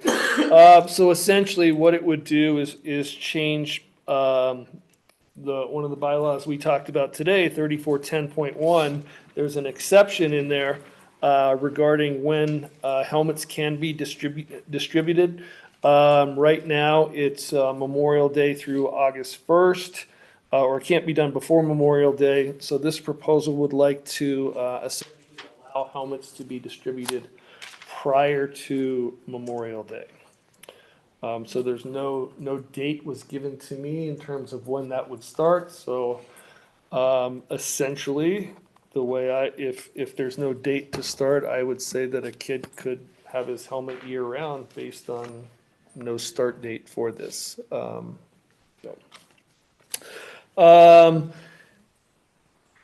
I'll just read this out for those of you that are listening in. Already accepted that we as a state have already accepted that wearing protective equipment during 7-on-7 and other drills is safer for our student athletes. It is not against the bylaws for student athletes to participate in the drills prior to Memorial Day, so it doesn't make sense that we are not allowing the athletes to be protected. Pros, wearing helmet is safer when participating in any football drill, including non-contact. While Colorado does not allow for spring ball like other states, many schools have voluntary football practice and drills throughout the off-season. We should ensure that we are protecting our student athletes to the fullest extent possible. Cons, many programs do not have helmets during the spring because they are in for reconditioning. This is a general con of the helmet process and should not be relevant for the decision. 2, there's always an inherent risk that protective equipment might incentivize physical contact, but as long as programs are following the existing bylaws, this change would not have a positive impact on incidental contact with the ground, metal chutes, or other players. No financial impact, and it is supported by the Pikes Peak Athletic Conference. Thoughts?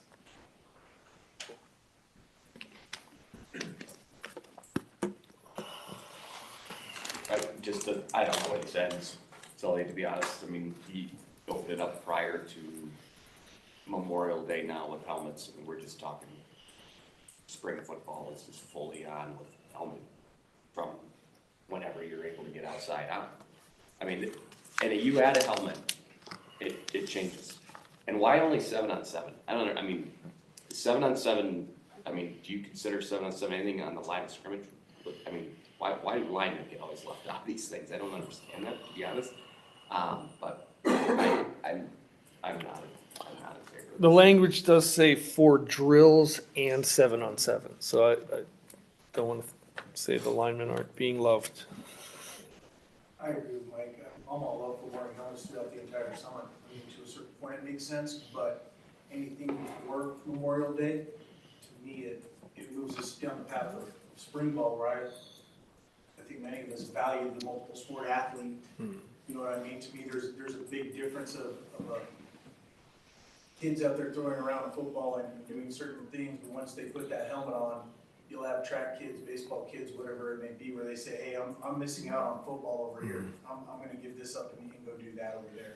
I think at least at Memorial Day, it gives that kind of, at least in the state of Colorado, a very clear defining moment of when it's appropriate to jump into football season. Along those lines, it is nice to have a state unified date. You know, if we remove the Memorial Day tag, we'll basically be moving the date to when we get our helmets back from reconditioning.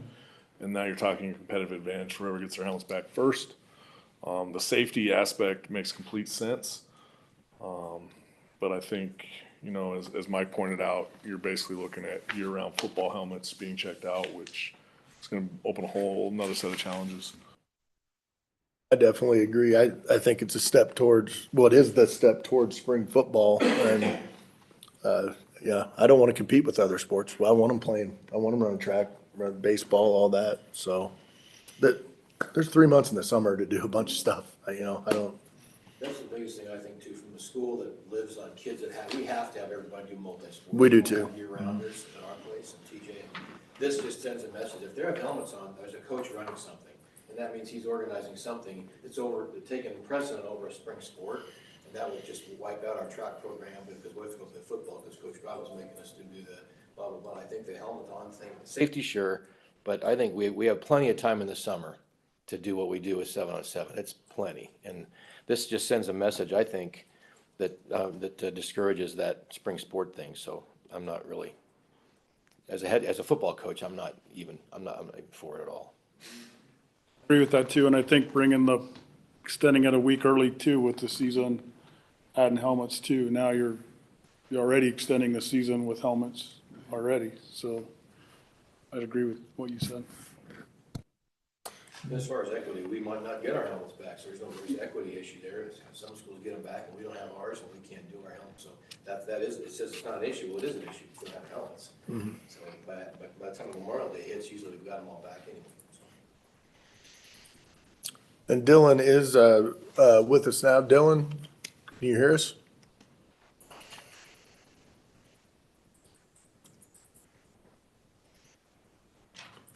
Dylan, you want to jump in?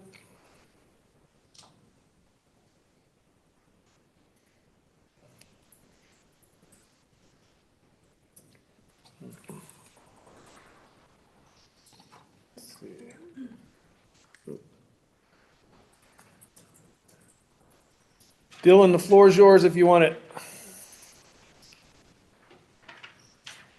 I think he's trying to get on here. Can you guys hear me? Yeah. All right.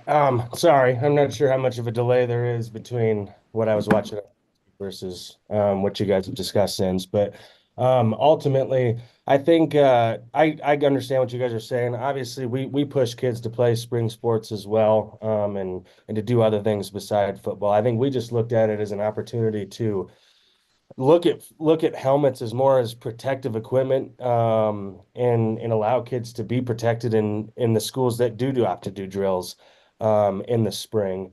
I think it would be, if you guys' recommendation was to add a date for that, I think that would be fine as well. But I just, from our standpoint, being able to do some stuff with the kids, we don't do anything crazy, but to offer a piece of equipment, I think it was biggest thing for us was being in the spring, and having our kids in shoots, specifically the linemen, just doing some basic footwork stuff and just oh my gosh, if a kid stands up and hits his head on the chute, that's a bad deal for us. So obviously, again, I understand the spring element, but I think looking at it through the lens of protecting the kids that are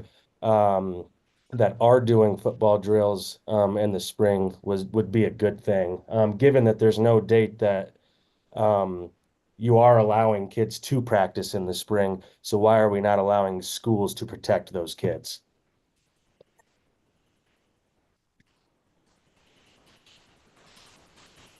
Questions or thoughts for Dylan?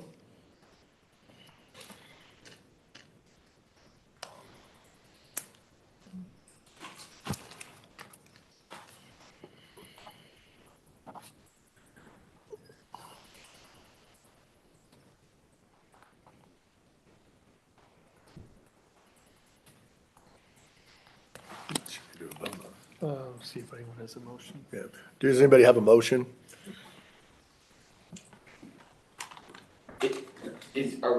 This has to be a bylaw proposal. This motion would just be for approval from This football committee, correct? Okay. Yep. We can take it to a vote. I don't think there's anything wrong with that.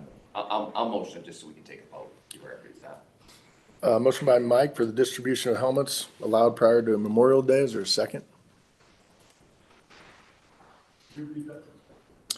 So the motion is for the distribution on helmets allowed prior to Memorial Day. Before we continue that, I'll say one other concern I have, you as a school, you start to check out football helmets. I'm sorry, the one other concern I would have is a school, you start to distribute football helmets. right? You have football helmets in the hands of kids before that Memorial Day. We don't know where they're going or what they're doing and everything else. You know, I would be very careful as far as where that liability lays on a kid taking a helmet, going anywhere from a local college to a junior college where there's no rules to the local park. Once you put that helmet out there, it lies on the school.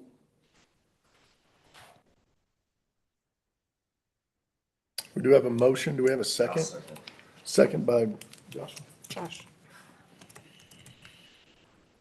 All, I do have one more thing. Dylan, did you guys talk about, with this, about your incoming eighth graders? How this would impact your incoming freshmen? I know after May 1, you're pretty much now hands-on.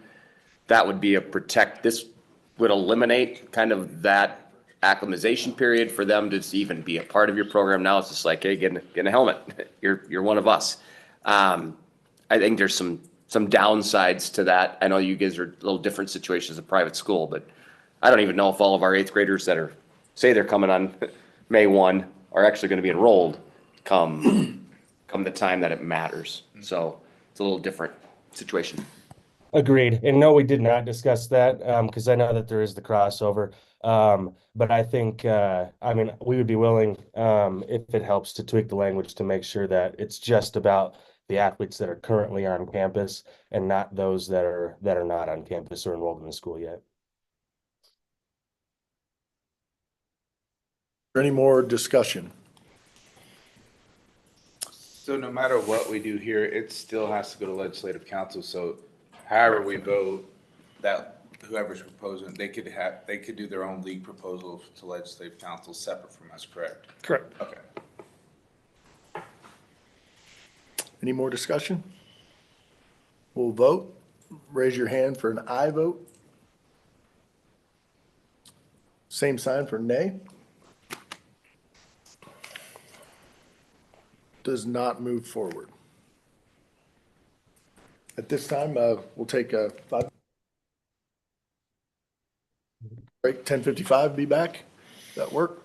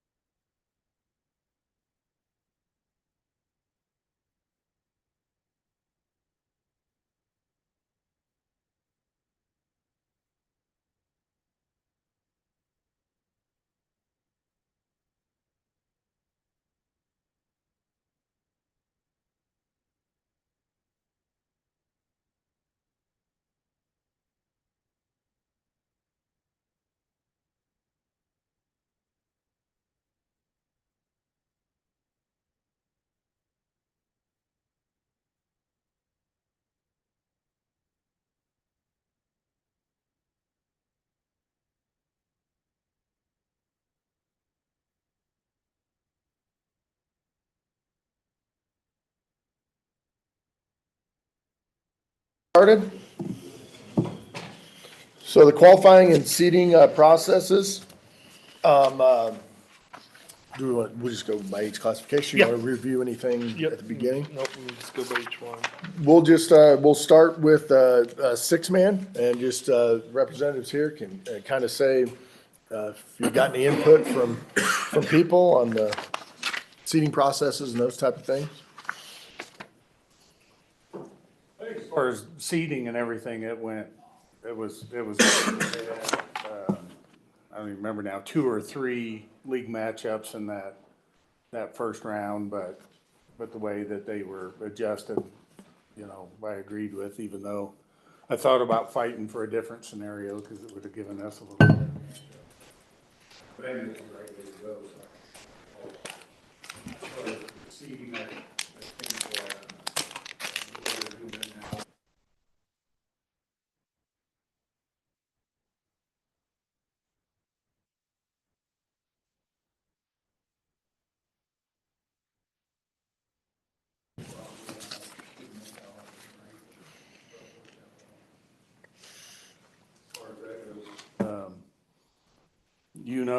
And I don't know if this is the time to bring it up, all the emails we've been getting about the state championship and stuff, and okay, and that's, I didn't know, yeah, like I said, if that was something to be talked about today or not, so.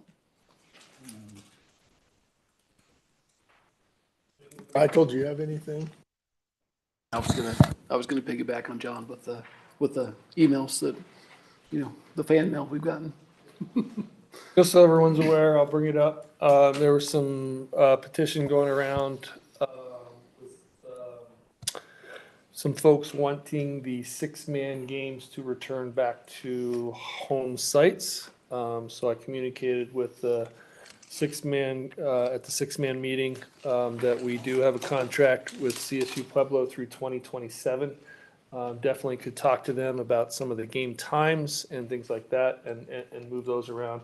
But it's not something we would revisit until the end of the contract, but am open for that. So I did ask the six-man group to send me a kind of a proposal if we wanted to move some things around. One thing that was talked about, similar to how we did 3A through 5A, doing 3 games in one day instead of 2 and 2, because that early game on Friday is a little bit difficult to get to. There were also some concerns just about the vinyl stripping on the field. And that's been a concern since I've been around. That's something that I will address with the CSU folks in the off-season. Was 8-man a part of that petition as well, or was that just 6-man? I didn't get anything. I mean, I noticed a couple names on there from some 8-man schools, but, and John spoke at the 6-man meeting about his experience in Pueblo and enjoyed it. And I also got similar feedback from JD. So. Haxton, my daughter saved me because Haxton people were putting my number out on Facebook to get me a call. And she called and warned me, her and my wife both seen it immediately. They both called me. And they put it on there. I've just got appointed and I've never even been to a meeting. One phone call is all. But it was kind of the same concern. Yeah, so it's been addressed and we'll move forward from it. 8-man? Josh? Nobody got back to me about anything, so 8-man all is well, I guess. Yeah, I haven't heard any feedback. I mean, the only part that I just heard little rumblings about was just, and it's always gonna be a thing like traveling and how hard it is, but that's something that we just kind of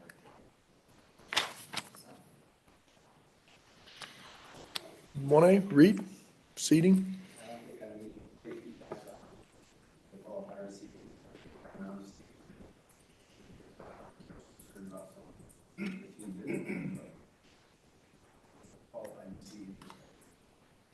I would agree. I don't have anything for 1A. 2A? Something that we talked about at our league meeting is maybe exploring the possibility of putting the human element back into it. Into qualifying or seating? Seating. So I have heard that before, and I think it would need to be very specific. People say that, but what does that actually mean? I think if there were something that, something that did come from a league, we could look at it, but, I think, as you know, when we're talking in here, if it's broad, it's just too difficult to talk about in a group like this and get anywhere, so. I agree with John on that, like the human element piece, but when we like seated everybody, there was a lot of discussion about why if Sony moved like common opponent, league and all that stuff. So I appreciate that side when the seating goes once everybody's in there, but yeah, just how that might look would be a discussion point, I guess, on the road, but I agree. Good idea. 3A? No issues, other than we don't think that less data points is a good thing. More data points is always a better situation. For seating? Yes. And I would just echo the same thing with Corey. What are those data points? I think one of the concerns I've heard, I don't know how to say this, but the stuff that happened with Meade not playing and getting a no contest, I feel like manipulated the entire bracket of 3A. It changed seating top to bottom. I don't know if everyone's aware. Greg, do you want to kind of give background?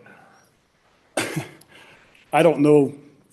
You probably know more details than I do, but the last league game, Meade was scheduled to play Niwot, who was 0-9, and there was snow, and I don't know the reasoning why they didn't play, but I believe that they were the only game in the state that didn't play that weekend.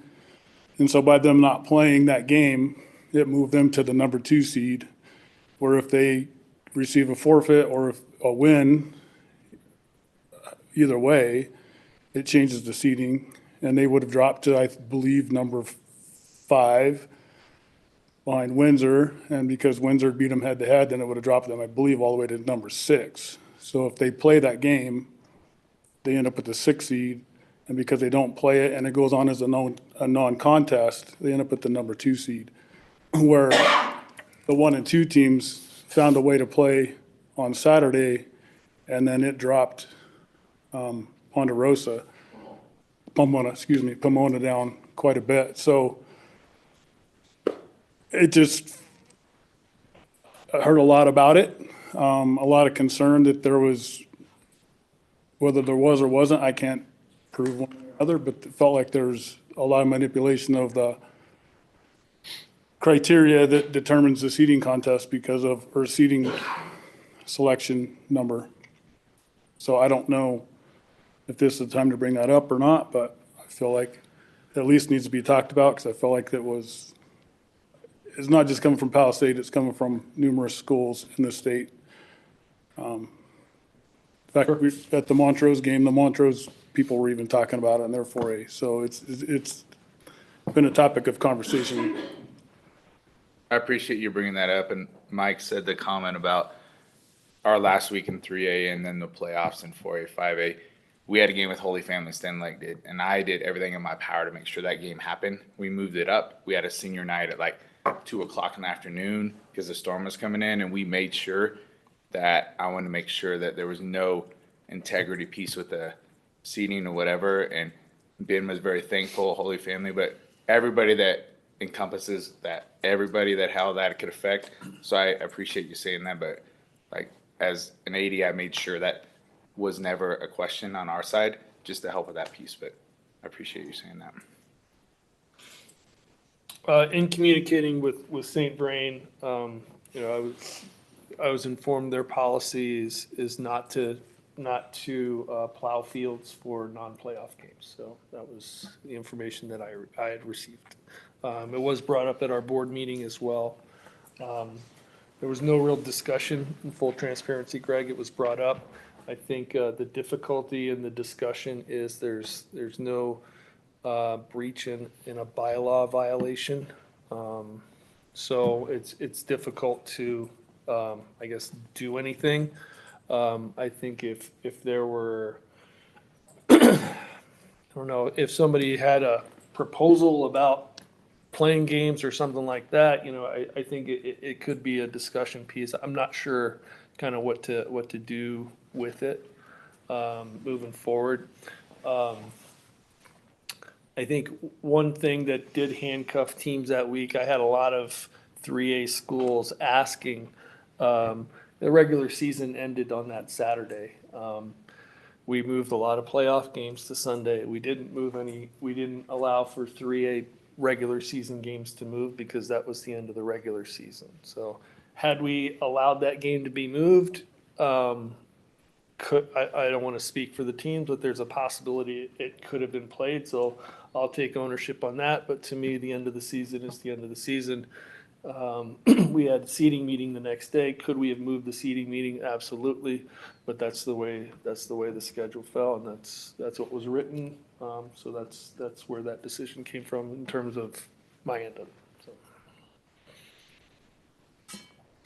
But just to bring it up to talk about it, I don't know that there's a solution. I would love to hear if anybody else had ideas on it, because I know I've heard different things. Well, okay, then you have to take the win if you don't play the game. But It's the then win. what does that look like? Because there may be different situations that's not okay either. Personally, I would like to see a bigger body of work there. Entire state in the classification playing on that week, so there's going to be a lot of movement regardless of just the one game. Now, it may have had a big impact, but when you're looking at everybody in that classification, everybody's record, their opponent's record and their opponent's opponents is going to change to some point or degree. And then the other side of that is, how did it affect on the max preps? You know, I think there's a lot of other data and possibilities that could also play a potential factor in the sliding on that very last week of the season. I mean, I want to be very careful here. Like, the geography of this state is diverse. I mean, you go from the eastern plains to the mountains to the far western slope, you're going to see different weather patterns throughout. And when you start putting in specifics for one-off scenarios, that happen really only because of the way it backed up to the end of the regular season. And the weather. Right? And the weather that particular week. You start to really limit and make a shotgun approach to a singular problem. I don't know that we need to put in place something that would say you have to play. That affects these other 5 teams. I mean, what is the safety in St. Vrain in that situation? If 2 kids break their legs playing on a field because somebody said they had to play it, does that not impact the playoff bracket as a whole, not only the seeding, but the quality of play? So we have to rely, in my opinion, on the integrity of people to do the right things the right way and make the right decisions that are not only going to impact the safety and welfare of their kids, but also not create something that's going to impact everybody statewide over what could become a very, a western slope issue, an eastern plains issue, like what impacts one segment of the state. So I just want to be, like bigger, kind of big picture thinking that we don't always want to set just a parameter around one particular instance.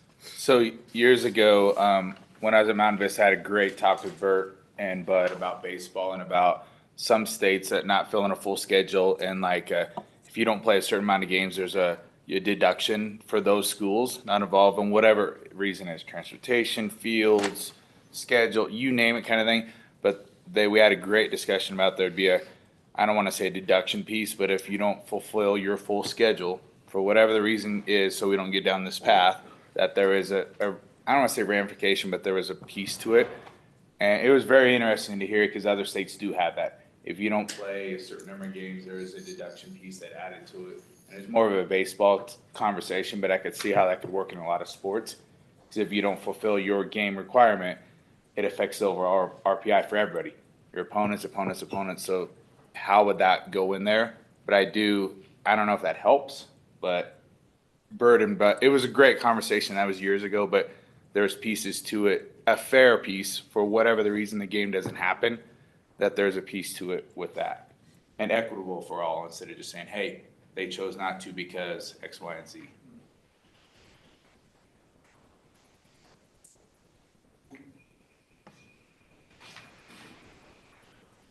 Ready to move on to 4A?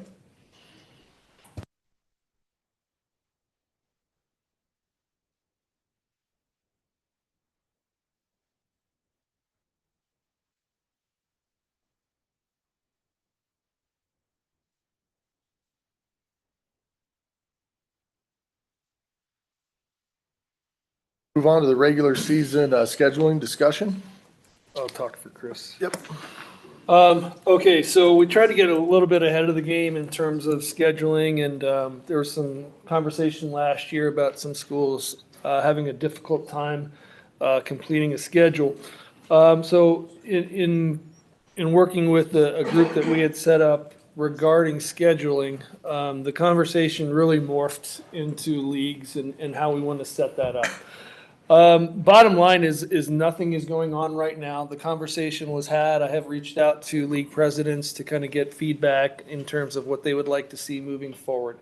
With that being said, if you've ever tried to sit down and create what leagues might look like for your entire classification, which many of you were a part of the last time we did that, you know it can be difficult when you know what the teams are in that classification. The issue right now is we have no idea what teams are going to be in what classification, and there's too much movement possibly with especially with some of the bylaws that are coming forth. Okay, so what I would like to bring up here is that I will be meeting with Mr. Kruger and going into the clock committee to get some, I guess, feedback and a little bit of direction in terms of football. Obviously, football is a one-off from the other sports, and we are tasked with determining the leagues, which essentially means that we are going to be determining half of somebody's schedule or more for the next cycle. So some things that I would like to get feedback from the clock committee that I have not heard in the past in being a part of the football committee before, and obviously in this position now, are some items. So 3 items that I'm going to take to them, and if there's some more, or if you all think this is not a direction we want to go, please let me know. One item would be the possibility of looking at multi-class leagues. In my communication and my feedback from around the state, it's been very mixed in terms of multi-class leagues. I think some of the consternation with it is the not knowing what these leagues would look like.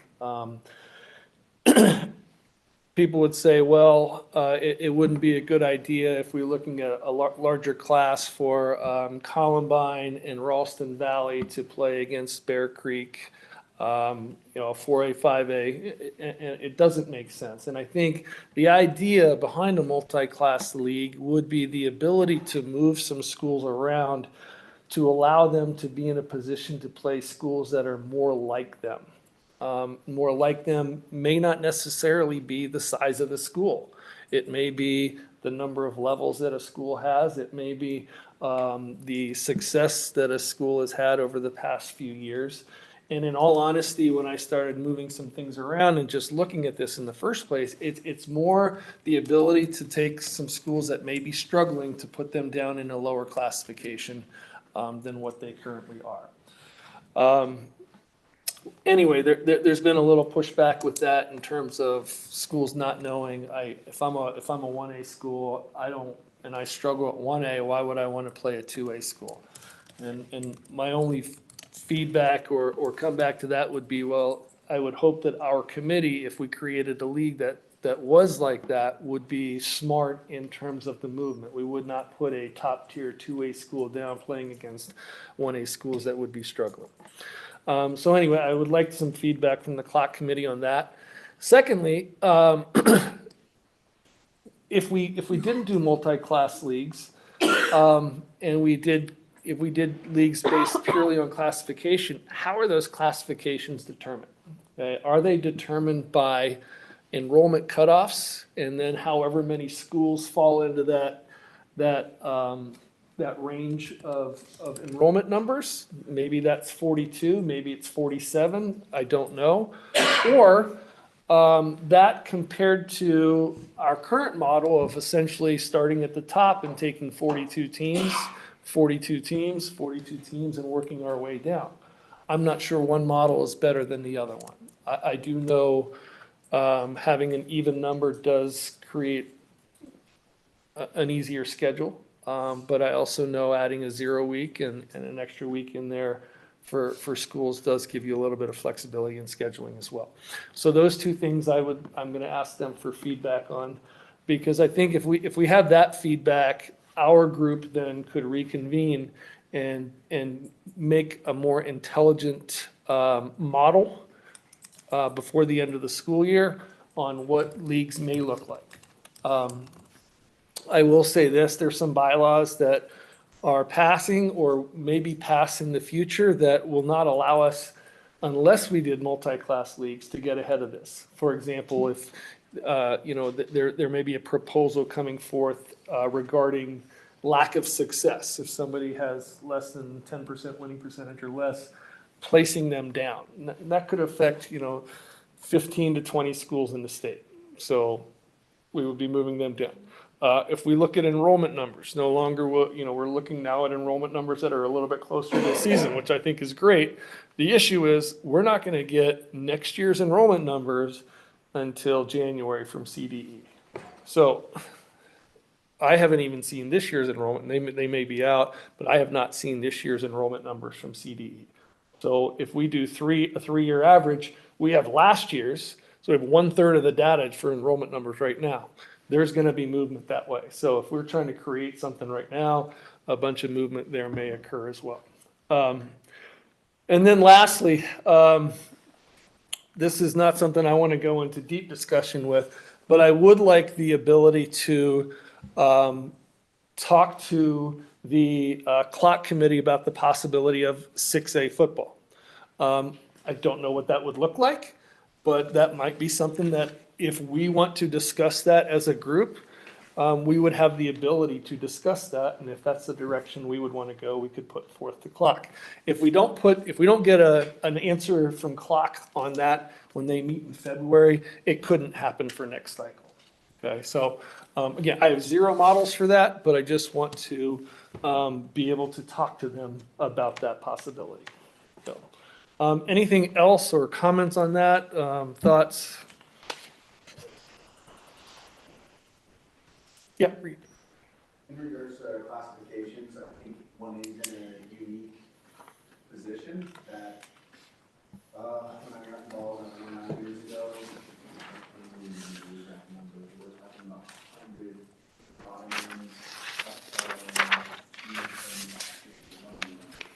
it's not very high. And so what I have seen is teams that are on the bottom end of that or are not having historical success. There is no opportunity for us to play one AA 11-man team.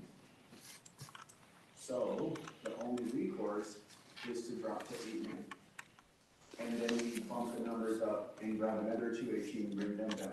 And then somebody else doesn't have success and they Drop to 8-man, and then we go grab another team. So I'm not advocating for teams that are traditional 8-man teams to have to move up necessarily, but I am definitely interested in preserving small school 11-man 1A football.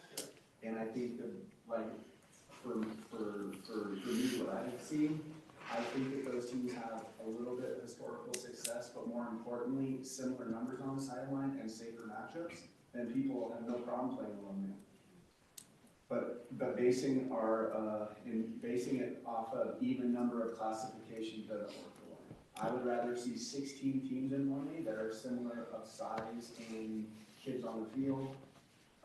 You know, that 25 to 40 kids on the field, that's traditionally, we played with 19 before, but it's hard. But we traditionally see those 25, 31 kids. We start playing teams that have 49, 55 kids on the sideline. That, I don't even know how it's possible in a school with 100 total boys, you know, yeah, I think I think That would be my major recommendation is how do we preserve 1A football? Because we don't get to play, we can't be a bad 2A team that decides, hey, we'll just play a 1A team. Yeah. we don't have anywhere to go, so every time we bump that number up, we're losing those 8-man schools, so. Yeah. I don't know, you know, Colleen can speak a little more to this about matchups and safety and just preserving your program, but I think if there's more like-minded, you know, teams that have 180 kids, that have 29 kids on the roster, want to play 1A football because the other team has 29 kids, I think that's my biggest concern, that we're just going to turn into a large, it's 2A football, we're just calling it 1A. Yep. I think one thing that may help, and this may be coming in April, it's being discussed right now, is if a team is not with an enrollment group, okay, they're, let's just say above that enrollment group, and they want to participate at a lower classification, they would not have the ability to make the playoffs going down, because if you're playing down, you should be playing down for a reason, right? So that may be something coming through legislative council that may discourage teams from kind of going down, just to go down. But I do think there are plenty of teams in the state that wouldn't survive if they weren't. I do recognize your concerns. I also do think it is very important for the 8-man and the 6-man to have that hard cap at the top of their enrollment number as well. Yeah, I don't want to incentivize to play anybody down, and I don't want to drive people down that actually wouldn't mind playing 11-man. I can think of, since I've been there, we lost Lions, Byers, Front Range Christian, Clear Creek. Those were all teams that we had played and were competitive games for us in the past. And so if that is absolutely what's best for those schools, I don't want to take that away from them. Or is it because somebody that has 350 is playing 1A this year, and it's just, you can never match up. So that is a concern. And I do think, you know, Levi and I had a discussion about this. We talked about scheduling. It's extremely difficult in 1A because you can't play the 8-man team and you don't want to play the 2-man team. It's incredibly difficult of playing some mandatory matchups, but they're based off of league finish, or 1v1 plays the next league. And I know some people get into RPI, they're worried about, well, that's going to help somebody's strength of schedule. I'm very interested, and I already do it. Like, we're going to be the 2 to 3 team in our league. I'm going to go find the Black Forest League and try to find their second or third best team. I think we could be a little more proactive in helping leagues make those matchups. So I also think in terms of scheduling, it may be a good idea to go back a little bit old school. You know, once we have these leagues established or closer to that time, which may not be until next January, based on when we get our data for winning percentage and enrollment and things like that, maybe tying it into a legislative council meeting where we have scheduling meetings for the different classifications, like way back when. Well, and I think 6-man still has a great model with that. You guys get together and make sure everybody's taken care of. And that's, I know for 1A, I know it'll probably be different for different classifications, but for 1A, for sure, I would love to go there. Everybody has to get in the room. We got to take care of everybody here. You know, everybody kind of knows where their teams are going to be. I would love to see something like that. And then I think you can protect some of those schools. You know, when everybody has up years, everybody has down years, but those down years, you can help protect them and keep them playing, right? I also think you have a little bit more data for your own team when you're scheduling a little bit closer to when the next season is, right? So the past couple of years, we were 2 years out, and you're making a projection on what your freshmen and sophomores are gonna be like in creating a schedule, and, yeah. You lose a couple kids here or there, or gain a couple kids here or there, and that can change a whole lot. So I think moving it a little bit closer to the start of the next cycle is gonna help create, better schedules or more informative schedules, I guess. You see how challenging it is? I don't want to dominate it. I think it's multi-pronged. I think we do not need even number of classifications. I think the 1A enrollment needs to be much lower so that those teams are not in 1A that are of 350 kids. And I think that we have to help schools schedule and get in a room, and that's where schedules are done, because most schedules are well done. Holyoke was in the same boat. I played raid 8 years in a row because nobody would go out there. Like, it's a challenge regardless of if you're good, nobody wants to play you. If you're bad, nobody wants to play you. If you have to travel far, nobody wants to play you. And I think we can have some league connections for League 1, 2, League 2, based off of last week. And you can trade games. Hey, we're going to be down. You trade somebody. I think there's some really nifty solutions, but I do know that if we continue the trend we're on, we'll just keep that. That number will be 400 for 1A soon, because teams will, like, we'd be one of them the next few years. Like, fine, we've been playing up, we'll just drop down, because like I'm not interested in playing something that has 55 kids on the sideline for 1A football. So. To it, but what's the thought process of adding 6A? Initially, in looking at it, there's a trickle-down effect to it. If you remove the top 16 teams, let's just say 16 or 2014, let's just say 16. That is a number that for some reason sticks in my head. The new 5A allows some schools that have really struggled in 5A. Well, if they stayed in 5A, it'd be a different set of 5A teams, right? With that top tier gone, but it also allows them, if they're placed down or moved down, to be against schools that make a little bit more sense, and that trickles down to about 1A. Obviously, 8-man and 6-man don't occur that way. In my initial looking at things, there may be a school, and can I use your school, Mike, as a guide? So they would be a 5A school that could then, if there were a 6A, 5A, 4A, so on, they would be a 5A school that could play 4A. That's a completely separate set of teams that they would be able to essentially access right now.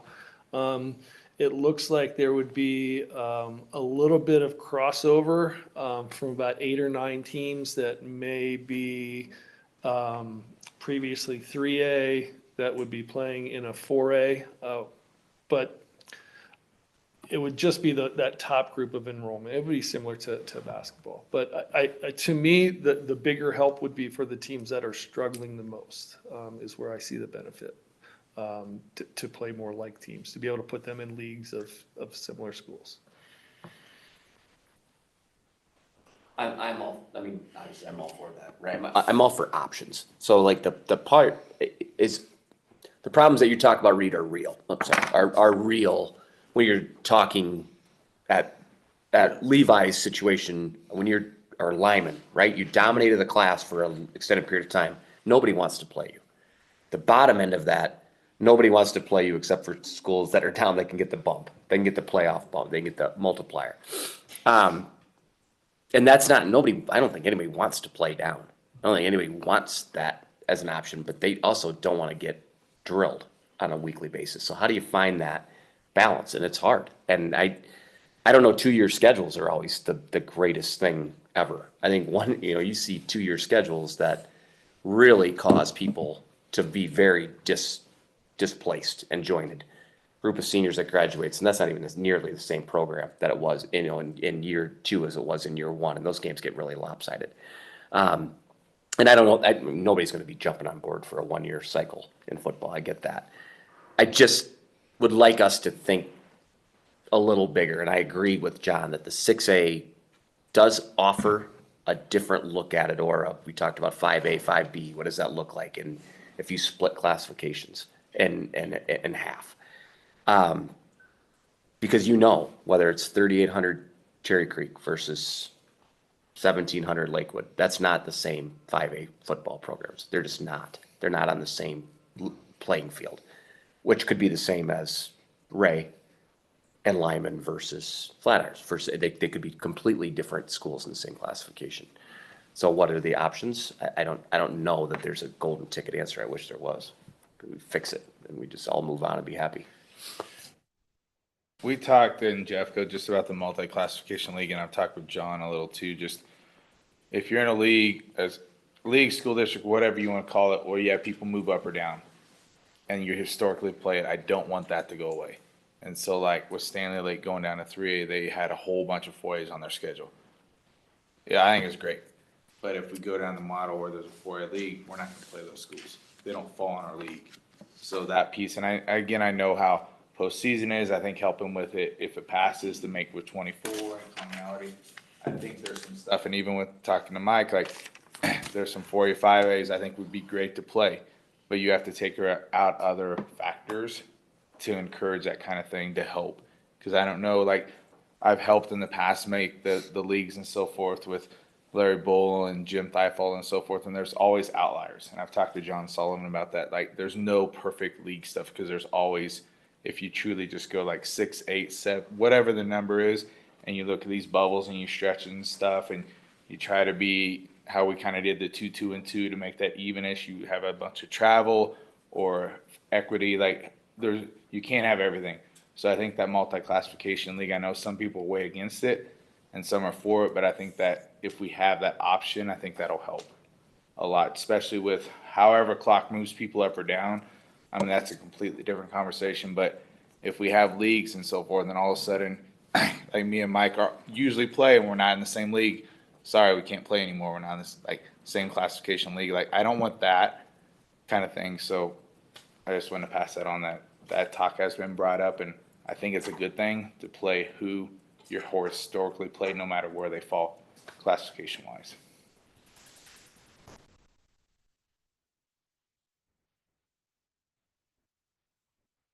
Again, I think my point, and this will be the last thing I say, is just I want to have the ability to talk to Clock about different possibilities to bring it back to you all. I think the best deal is next year when we're setting all these is like we have as many options in front of us as possible instead of being hamstrung by just a couple different rules would be my thought process on it. I think one thing you have to keep in mind as well, and I think especially people outside of the school setting don't really understand is you can look at a school and say they should not be playing in that classification, or they should be playing up, or they should be playing down. But the important thing is we are bound by a set of bylaws that dictate where people can go up or go down, and it's not as easy as just moving some things around. So if we create a structure that does give us some flexibility, then we can, what I would think is make some common sense moves. But otherwise, we are bound by what the bylaws say, and that's what we have to go with. So if there's a team that's got 2,000 kids and struggles year in and year out, and they should be playing down a class, sorry, this is how it's set, and it's our role to try and figure out a way to maneuver that. So, thank you. That's it for me. All right, we'll go on to the seating and selection index. Ryan, are you on? I am. Hey, everyone. One issue I'm sure you all are aware of that we ran into this season is there was a good deal of confusion between the Max Preps rankings on the Max Preps website and the Max Preps rankings, which were used in the seating and selection index. As you guys remember, last season, we came to this committee to ask them to use the ranking system used in all other sports because it gives us control over when we can run them. It's consistent. There's a bunch of other factors we talked about, and you guys ultimately decided to do that, and it worked really well. The only downside was the confusion between the naming of the Max Preps rankings, which we were using. So we just wanted to come to you guys and help us solve that problem and figure out what to call it and just to help alleviate that confusion. I can give you a little background. Ryan explained that really well, but I would get a phone call from a coach that would say, our max preps ranking is this. When I look at the seating and selection index, it says this, but you said it was a max preps app. And then I get on my max preps app and it says the same thing as the max preps website. So, and they're right, but we need to change the language essentially, so that there isn't confusion about it. I think there was some consternation as the season went on in terms of whether the application we were using was as good as Max Preps. I think, and Ryan kept telling people it's going to work its way out by the end of the year, and it definitely did. And I think things were where they should have been in terms of just a quick eye test for things. Of course, there's a couple teams here and there that may be different. But I think it ended up, and you all got feedback from the seating index, that things worked out okay. So I guess what we're asking here is, what should we call this? Calling it Max Preps app or Max Preps is confusing. So there's a lot of brain power in here that we want to utilize, so. Adam, anything? No.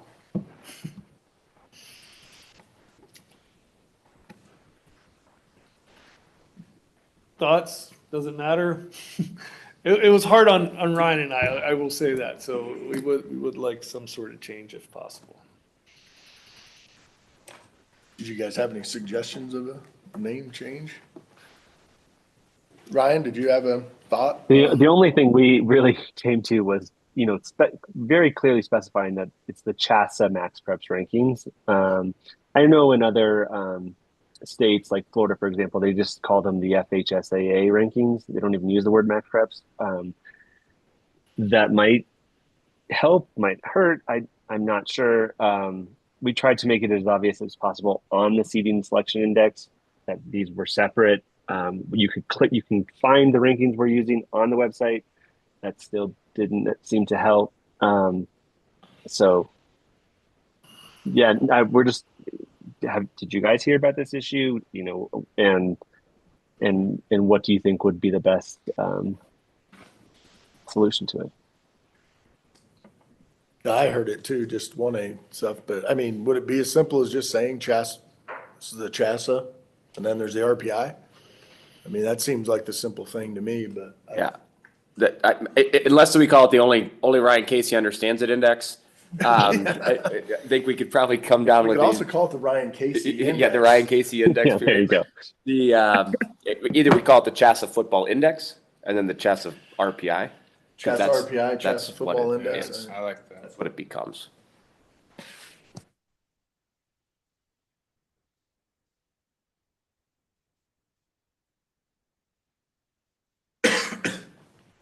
Which that's on both of it, still gonna be confused, or there's only one of them. That's a good point. Maybe it's just CHSAA index and then RPI. Just so that you know that there's a, CHSAA football index. yes. You good with that, Ryan? We can do whatever. Yep. And then real quick, I just wanted to mention one other thing on the Max Preps rankings.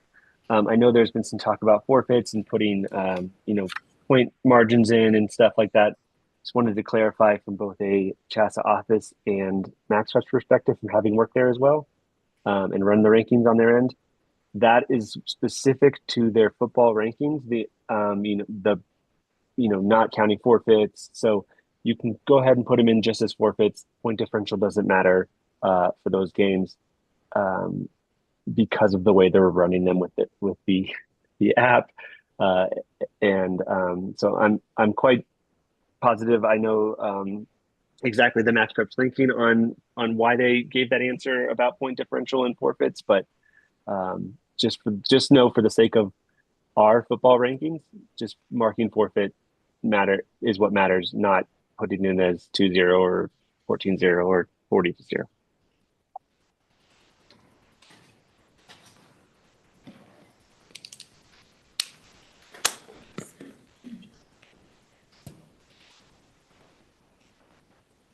Wes, I'm sorry, what was your last recommendation? My question was, in regards to the RPI and the index, to just run the index. I mean, it does become confusing, but I've skipped going to the RPI completely, or I just go to the index because it has the RPI and max preps there. You know, so. both, yeah, it's redundant. I think it's an effort on our end to be as transparent as possible to show all that data. And I'll let Ryan speak on that, but. Well, then from there, if I was to click on my school's RPI off the index, could it just take me there to show me what my RPI is? Or, I mean, when you go to the index, it's pretty much all right there. Yeah, that's true. We do list RPI and the max preps ranking in the seating index. We just have it where you can literally click on the column headers as well and see the specific RPI rankings and specific max preps rankings as well. But we do that just so there's transparency, because if we didn't do that, people would be wondering where that data was. But on one page, so like what I've seen is people will go to the max preps link on your website and then the CHSAA RPI link separately, but you have like each sport drop down and each class drop down. Could you have a drop down for all three on that site in one website, like one page? So there's just one landing spot for all three, so they're not going to like one and then not seeing the others. Because I think that's where most of the confusion in my communities come from, is they look at that one page and then they don't realize that the seating index is actually the ultimate guide. So like, from the currently from the each sports page, we link to rankings for football. It goes to the seeding index for football, which is the actual rankings used for seeding and selection. So, I mean, we could add RPI and max reps underneath that, but I just feel that actually might make it worse for confusion.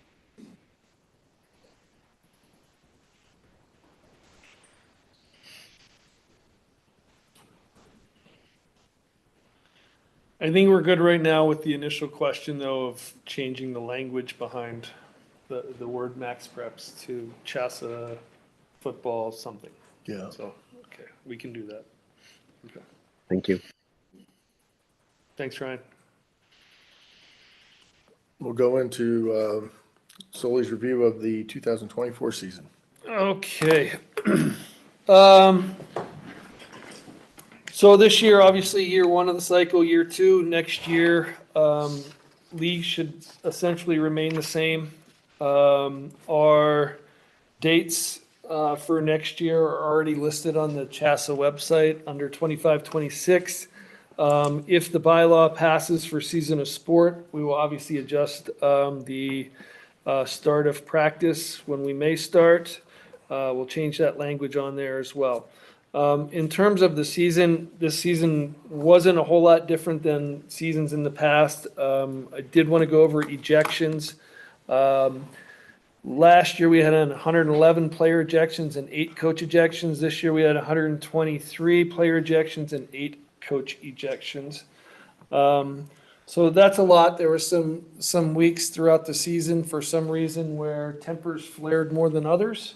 And then there were some weeks where it was really quiet. So I would encourage coaches out there to continue to talk to players and assistant coaches regarding your expectations of their behavior. Almost every coach ejection was, not all of them, but a majority of the coach ejections were assistant coaches or lower level coaches. So breakdown, 60 of the ejections, so half of them were fighting, 28 for 2 unsportsmanlike conducts, and 17 for language issues.